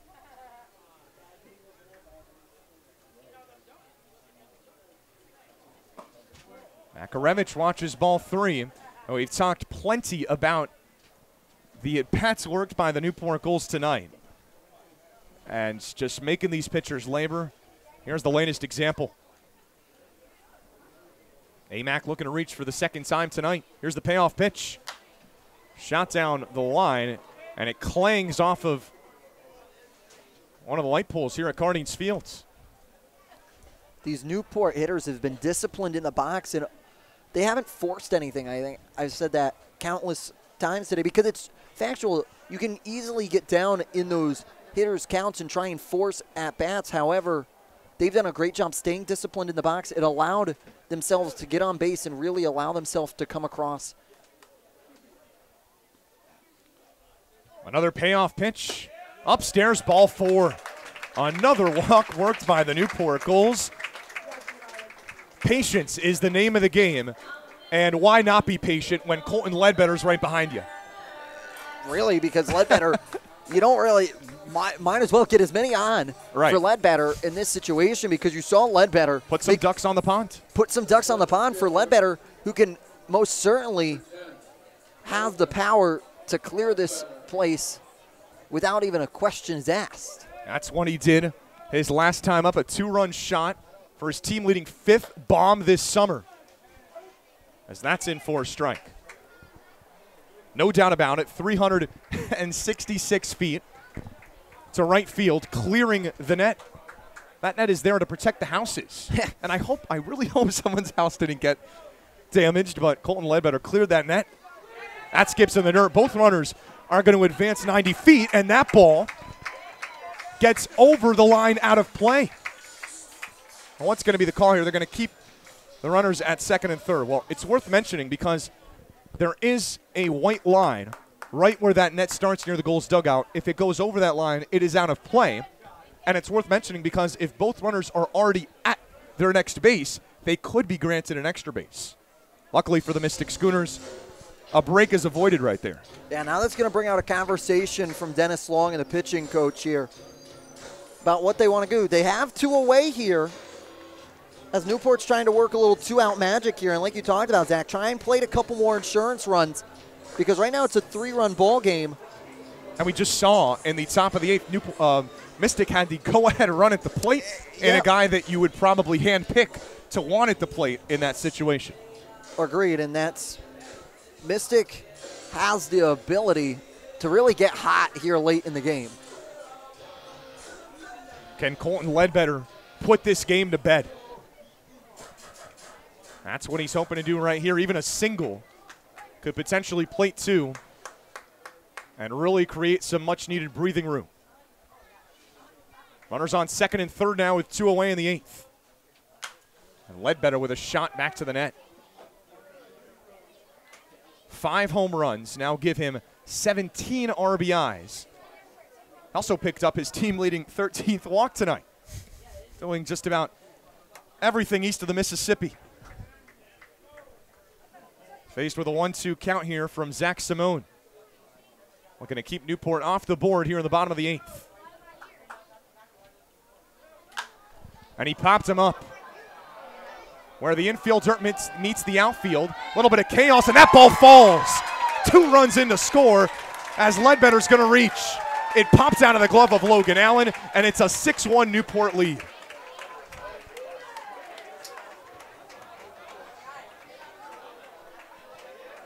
Miscommunication, and you could tell from the moment that ball went in the air, 3 Mystic fielders converging, and Allen just did not see it in time. First baseman, number 5. 2 runs for Newport in the 7th, now 2 more in the 8th. And a game that was once a pitcher's duel, Newport has taken command. And really, like you talked about, that's a tricky situation because you have infield, outfield meeting. But let's give credit to the Newport Gulls runners. With 2 outs there, they understood that they have to be dealing. Throw down to second. It's another stolen base from Colton Ledbetter. What doesn't this guy do? Have we found anything? Can he pitch? Is he the closer tonight too? Oh, we have to check what the official score would be. He stole a base earlier in this game, moved up on a wild pitch, so that will likely go down as his 2nd stolen base tonight. That would also tie him for the team lead. It is remarkable what we are watching in Newport with number 10. It's cool to sing him a big swing and a miss on the off speed. Ledbetter is one of those guys right now, whenever he comes up to the plate, you got to hold your breath because you don't know what's going to happen. And then when he's on the base paths, you can't take a sigh of relief either because he's efficient, and when he's out in the field, he's done a great job. Ledbetter is just a really great all-around ball player that everyone should take note of here in the NECBL. Colasingham looking to drive him in, and he fouls the 1-1 down the third base line. Ledbetter reaching for the 2nd time tonight. And Newport, this was a 2-1 game, rather a 2-0 game in the bottom of the 7th. Now a 6-1 Newport lead. Seeking its 10th win this summer in this airtight, packed race in the Coastal Division where nearly every team is really within arm's reach right now. 1-2. Tried holding up his swing, and he did on the pitch Oh, we'll check now, and he did hold up his swing. Now a 2-2 count to Sammy K. Yeah, really, right now in the Coastal Division, it's anybody's game because you have Newport a half game behind Martha's Vineyard Sharks. Then you have the Ocean State Waves, who's gotten hot as of late. They're 1.5 games back. Then you have Mystic, who's 1.5 games back. And the North Shore, 7 games back due to a little bit of a slow start to their year. As there's a shot, Mikula Singham straight away center field. And underneath it to make the catch is D'Onofrio. 2 more in to score for Newport in the 8th. On the ball that the Schooners could not catch. Now a 6-1 Gulls lead. It's biggest of the night. Needing 3 more outs for a victory. I'll be right back at Cardines Field.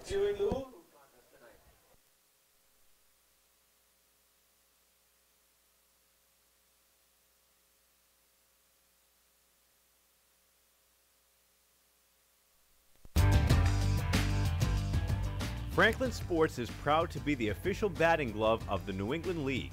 This summer, the NECBL and its 14 organizations join over 200 major leaguers by wearing custom Franklin batting gloves as members of the Franklin family. To design your own custom pair of batting gloves, visit franklinsports.com and join the fam. Franklin is the official batting glove of the New England League.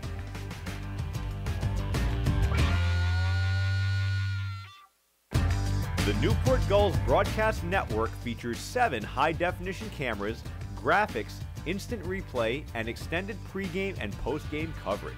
Watch the Gulls all season long every Friday night on Your View New England.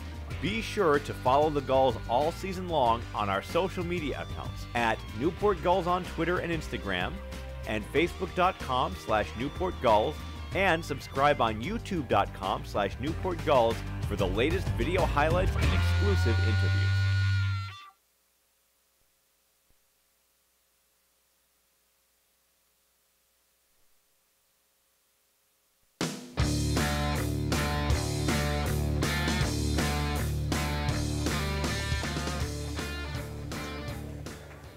Newport is 3 outs away from picking up its 10th win of the season.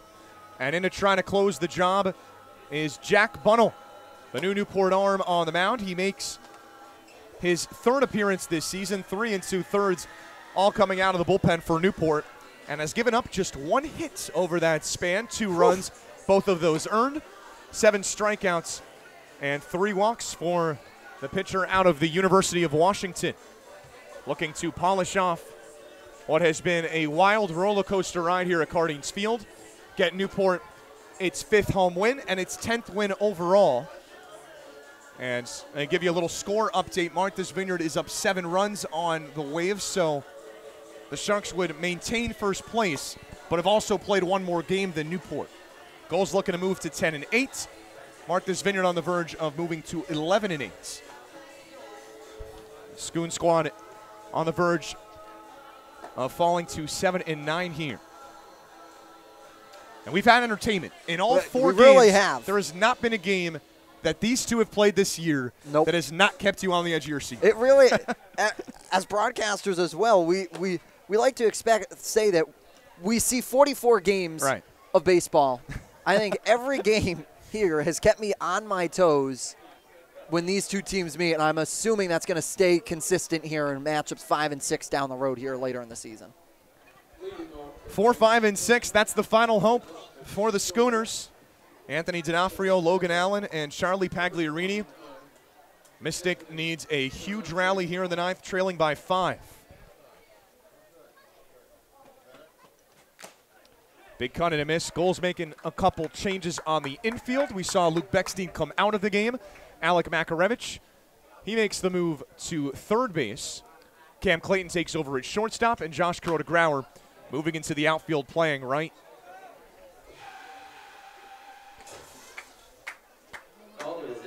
D'Onofrio reached on a fielder's choice back in the 7th, but otherwise a couple of strikeouts for the center fielder, the late addition for Phil Orby's squad. Behind 0-2. Fastball comes in upstairs. These Newport pitchers have done a terrific job of working that first pitch strike in key situations. There's a shot off the bat of D'Onofrio, and that is a fair ball down the line. A huge turnaround first. He's going to stop there. It is just 300 feet down the right field line here at Cardines Field, and the new right fielder, Josh Grauer, got to it swiftly to keep him at first base. Yeah, great job by Grauer, who, like you said, first play in the ball right finds field. you, doesn't it? Isn't that what they say? Yes, exactly. When you're sitting out there trying to figure out your bearings, you just have a magnet sometimes on you in that situation. And really does a great job corralling it and holding D'Onofrio, a speedy base runner, only to first here. Now it's Logan Allen. He looks at ball one upstairs. Both D'Onofrio and Allen kind of on the wrong side of a couple of mishaps out on the field. And the Gulls, they took advantage, especially on the one from Allen, who's standing at the plate. Burley with a throw down to first. And back in with a dive is D'Onofrio. Newport had runners on second and third. And Mystic induced a pop-up, shallow into left from Ledbetter, but Allen could not track it down. It bounced off of his glove, and runs 5 and 6 came in to score. 1-1 pitch from Bunnell. There's a breaking ball upstairs now. 2-1 the count to the shortstop, who yet in this fourth game of the season between Mystic and Newport is suiting up for the first time in this rivalry. Native of Magnolia, Texas, attends Bryant University. Swing and a miss on the fastball. And could not catch up to it there for strike two. A .271 average with a home run and 22 RBIs, and a transfer from Bridgeport. A veteran here in summer collegiate baseball is Logan Allen. As that's hit back to the netting. Call him a veteran because he played 4 summers ago in the NECBL with the New Bedford Bay Sox, who were now no longer a part of the league. Whew. And played in 12 games in that season. That was 2018. You can call him an NECBL veteran. Doesn't get much more veteran-esque than that. And now he's earned a full count. That pitch skips in the dirt from Bunnell. Burley with a block to keep D'Onofrio at first. Right here, you can't tie the game. You just got to keep the line moving. Exactly. If you're Allen here, got to protect the plate, and you hit the nail right on the head, Zach. You just got to keep it moving because you're not going to do it yourself here when you're down by 5. That's hit back to the net. And this at-bat continues. We saw last inning the at-bat that a third baseman, Charlie Pagliarini, had a 10-pitch walk.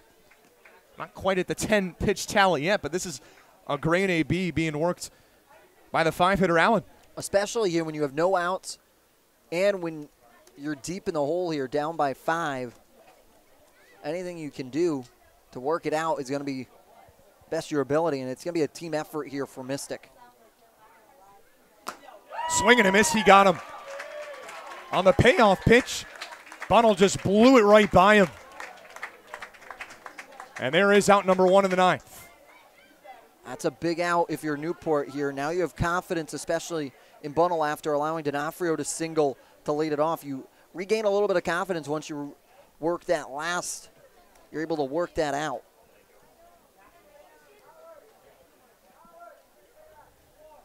Now a ground ball could potentially end this game. Charlie Pagliarini hoping that's not the case.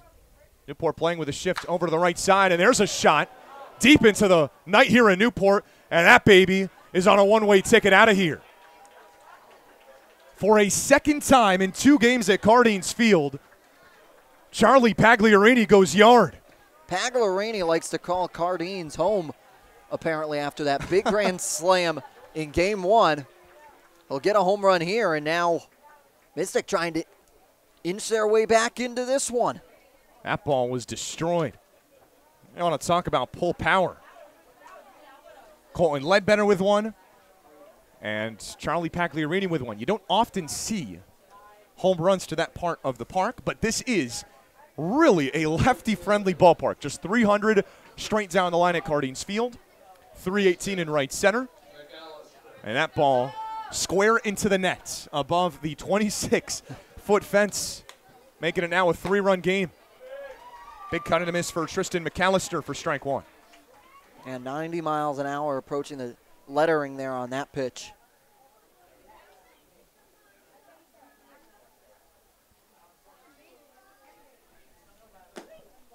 Pitch misses downstairs. Now 1-1 the count to the right fielder. Looking to reach for the first time tonight a pair of strikeouts.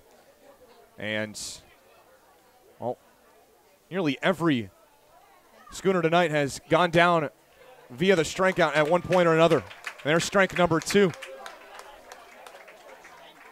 Talking about 15 strikeouts tonight by Gulls pitchers. Can Bunnell pick up number 16? He's already got one here in the 9th. That shot the other way. Kulasingam fields. And he'll take it to the bag himself for out number 2. And like you touched on, Zach, these last 2 games, now this 3rd game, have been pitching clinics from Newport in all aspects, from their relief pitchers to their starting pitchers. Their pitchers have come out and shown out, which allowed them to get out in front, especially in some of these crucial games in the Coastal Division.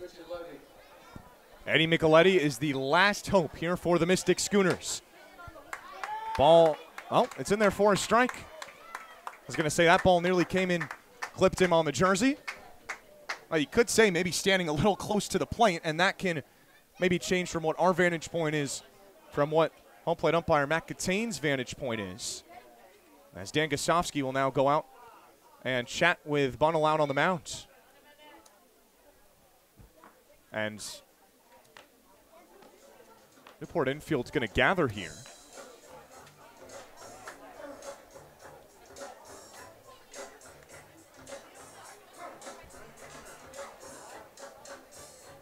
And, well, we hope Jack Bunnell is all right. Now a Newport Gulls trainer is going to come out on the field, and you saw Gosofsky immediately motion as if, well, something's not right with Jack Bunnell.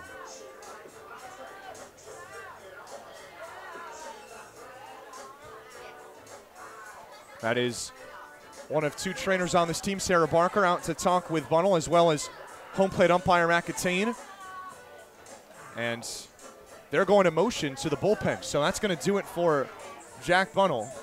And again, we certainly hope that he's all right. Not exactly sure what this injury is or the nature of it. He exits the game, and a new Newport pitcher enters on the other side. 1 more out to get for a Gulls victory. We'll be right back.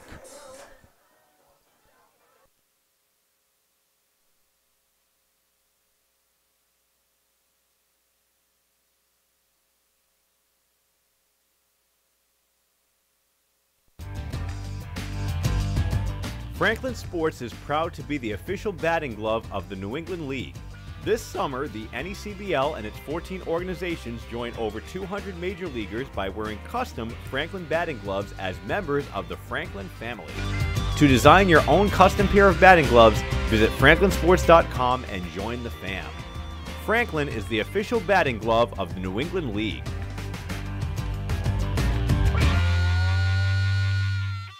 The Newport Gulls Broadcast Network features 7 high-definition cameras, graphics, instant replay, and extended pregame and postgame coverage. Watch the Gulls all season long every Friday night on YourView New England. Be sure to follow the Gulls all season long on our social media accounts at Newport Gulls on Twitter and Instagram, and Facebook.com/Newport Gulls, and subscribe on YouTube.com/Newport Gulls for the latest video highlights and exclusive interviews. Whether you're an island resident or just visiting, the fastest way to get to the Cape and Islands is by taking the New England League's preferred partner, the Steamship Authority Ferry. Visit steamshipauthority.com for more information.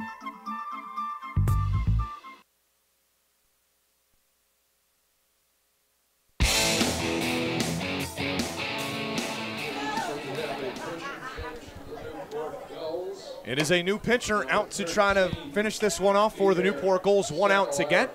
And it is the Gulls veteran, the second-year Newport Gull, Peter Sakalaris. the Newport, the second-year Newport Gull. He steps in just needing 1 out after appearing in 15 games last season with Newport. The Gulls sidewinder now appears in his 4th game this summer. He has yet to give up a run. 3 2/3 innings pitched, 3 hits, no runs, no walks across the board. For the submarine-style pitcher, he's also got 2 strikeouts to boot. Eddie Micheletti is the last hope here for Mystic, who have tried to spark a comeback here. A 2-run home run from Charlie Pagliarini has made a 5-run game, a 3-run game. But still, work needs to be done, or the Gulls will have their 3rd win this season against the Mystic Schooners. Micheletti came in and pinch hit for Troy McGirt, ended up reaching base on a hard hit single on the right side. Sakalaris' first offering, there's another hit. This ball fair down the left field line. Could be extra bases. Micheletti not stopping, and he's into second standing up. You want a spark off the bench, you got one. Eddie Micheletti 2 for 2 off of the bench, and all of a sudden this game's still alive here. Yeah, really. Eddie Micheletti coming in back in the 7th to pinch hit, was able to bring in a run his last time he was to the plate, and now gets on in a double here. And now Mystic has a little bit of life here. Bring up Jackson DeJean. It's up to the 9-hitter to try to keep this game going. Is that slider nearly came in and clipped him? Did it? Yes, it did. Well, we could hear it from up here. It sounded like it just grazed his jersey. And what a turn of events. The tying run is going to step up to the plate here in the top of the order, and Kevin Ferrer. What a wacky game, like we've talked about all season long between these two teams. It comes down to the last batter, and Ferrer, a hot bat, who has 1 home run on the year, back up in Upper Valley. As that shot over to Makarevich. He'll step on the bag, and that does it. The Newport Gulls pick up victory number 10 on the season. And a wild, wild game here at Cardines Field. The final goal 6 and Schooners 3. That's what you got to do. Take a sigh of relief. And what was a 5-run game in the 9th inning, Mystic threatened with the tying run at the plate. And on 1 pitch, the leadoff man, Kevin Ferrer, retired. And this game is history. Newport wins for the 3rd time over Mystic this summer and improves to 10-8. We'll break this one down for you entirely on the Newport Gulls postgame show coming up shortly. Don't go anywhere. We'll be right back.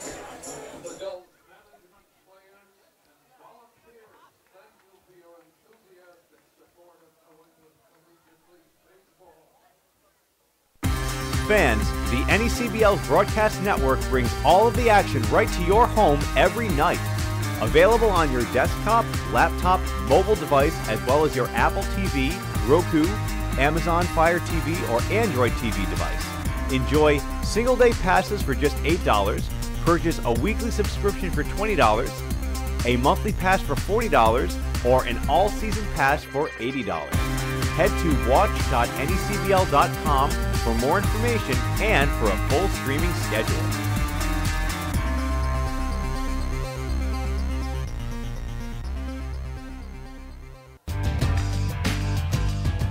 Franklin Sports is proud to be the official batting glove of the New England League.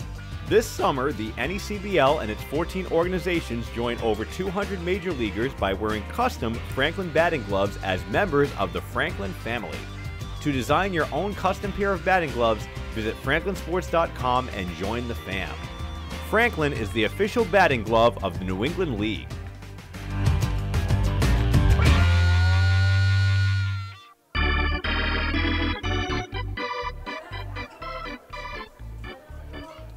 Put it in the W column for the Newport Gulls. A crazy game here at Cardines Field has reached its conclusion. Gulls 6 and Schooners 3, the final in matchup number 4 between these two teams. As we welcome you now to the Newport Gulls postgame show, Zach Letson joined alongside the voice of the Mystic Schooners, Jacob Irons, as well as Newport Gulls field reporter Shane Briggs.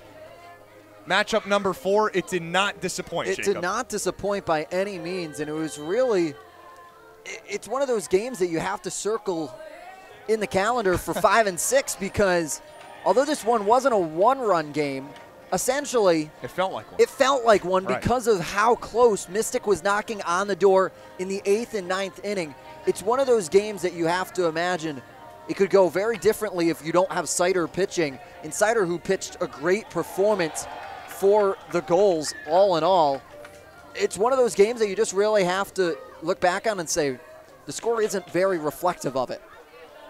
Well, it'll go down as one of the best pitching performances in recent Newport Gulls history. 6 innings of no-hit ball from Kevin Sider. He has pitched now 12 consecutive no-hit innings. And tonight, he exited with a 2-run Newport lead. He gets the victory, 12 strikeouts. So not only does he pitch 6 no-hit innings, he has the most strikeouts of any goal all season with 12. Unequivocally, tonight's South Coast Health player of the game. I mean, there's just not enough things you could say about Kevin Sider. Yeah, no, absolutely. Just an absolute masterclass of a pitching performance. You don't throw 12 strikeouts by accident. That No, is, you don't. That's not something you just stumble into. That is a man who was in command of the mound tonight and just absolutely dealing. Guy who might have a career working in a casino dealing if that baseball doesn't work out for him, because that was an impressive showing. He had one more punt in him here on the post-game show. Well, you never know when it's going to end, right? That's the thing, Zach, is we're just an endless fountain here. Yes, we are. It was a wild game. Newport's 8th game here at home this season results in its 5th win. Newport 6 and Mystic 3. We talked about it felt closer than a one-run game. 100%. It felt closer than the 3-run final because Mystic had the go-ahead run at the plate in the 8th, then had the tying run. Yeah. When it seemed like that was not going to be possible, it was a 6-1 game going into the 9th, and yet the tying run still came to the plate. You said it right on. The tying run came to the plate.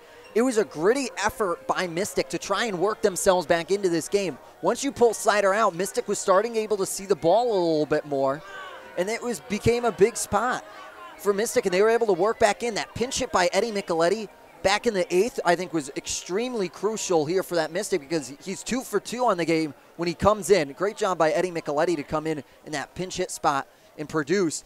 And I really just think Mystic ran out of time clawing themselves back out of the hole Sider dug them in, because 12 strikeouts on the day is a phenomenal day altogether. It was another masterful performance. Don't want to assume anything, but expect to see an NECBL honor roll selection. Who knows, maybe even pitcher of the week, as we talked about. Yes, like we talked about. It's definitely a pitcher of the week because he no-hit them. And then we also can talk about going back to other appearances. This is second straight 6-inning no-hit performance. I just have to say that again because we are watching history in this league in terms of what Kevin Sider's done. He earns the win tonight. Newport with 2 runs to support him. He exited in a 2-0 game, and the Gulls with 4 runs late. The highlight of that, a 2-run shot, the team leading 5th of the season, team leading RBIs 16 and 17 for who else but Colton Ledbetter. He got it done for Newport. The Gulls put 6 runs on the board and head to Winnipesaukee tomorrow with a 2-game winning streak intact. Well, this was a wild game. Newport moves to 10-8. Mystic falls to 7-9. Jacob, it's not the last time we'll work together this year, but it's been an absolute pleasure having you. Same as always, Zach. Always a pleasure when we get to meet in the booth here and get to talk a little Gulls Schooner action. Absolutely.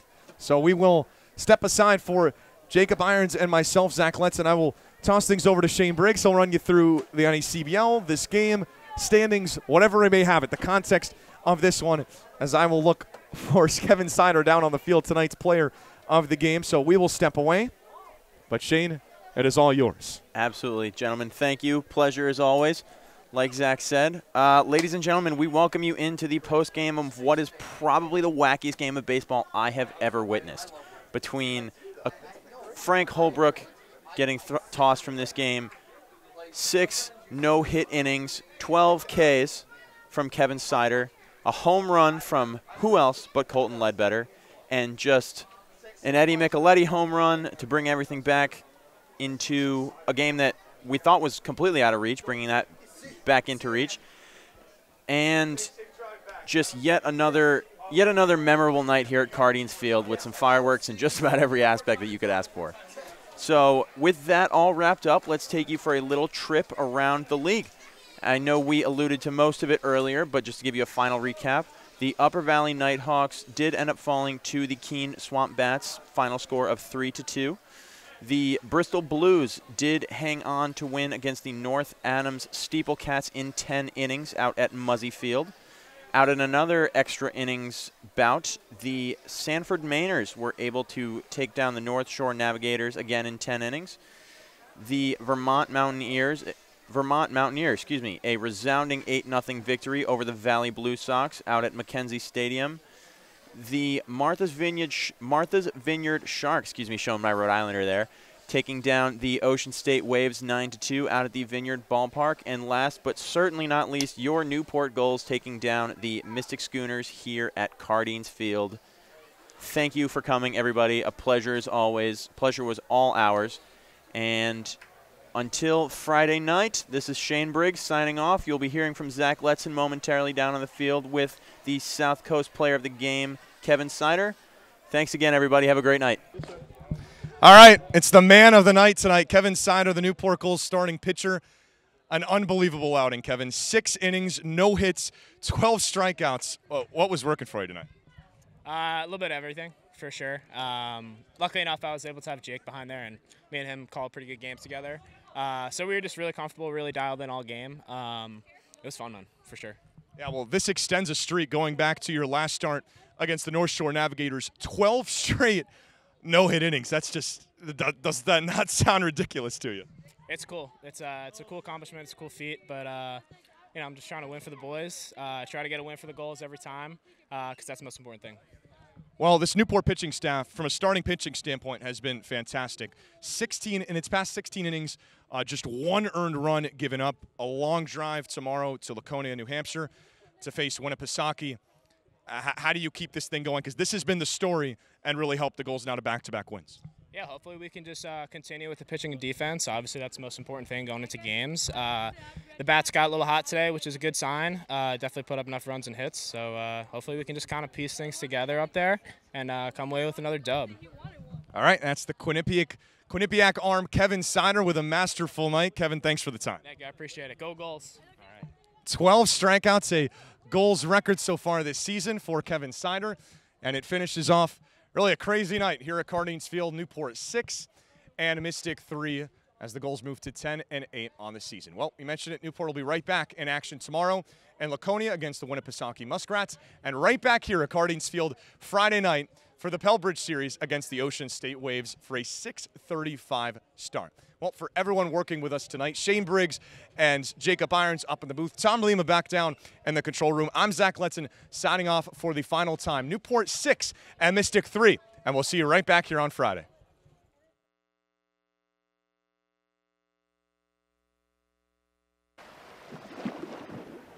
Thank you.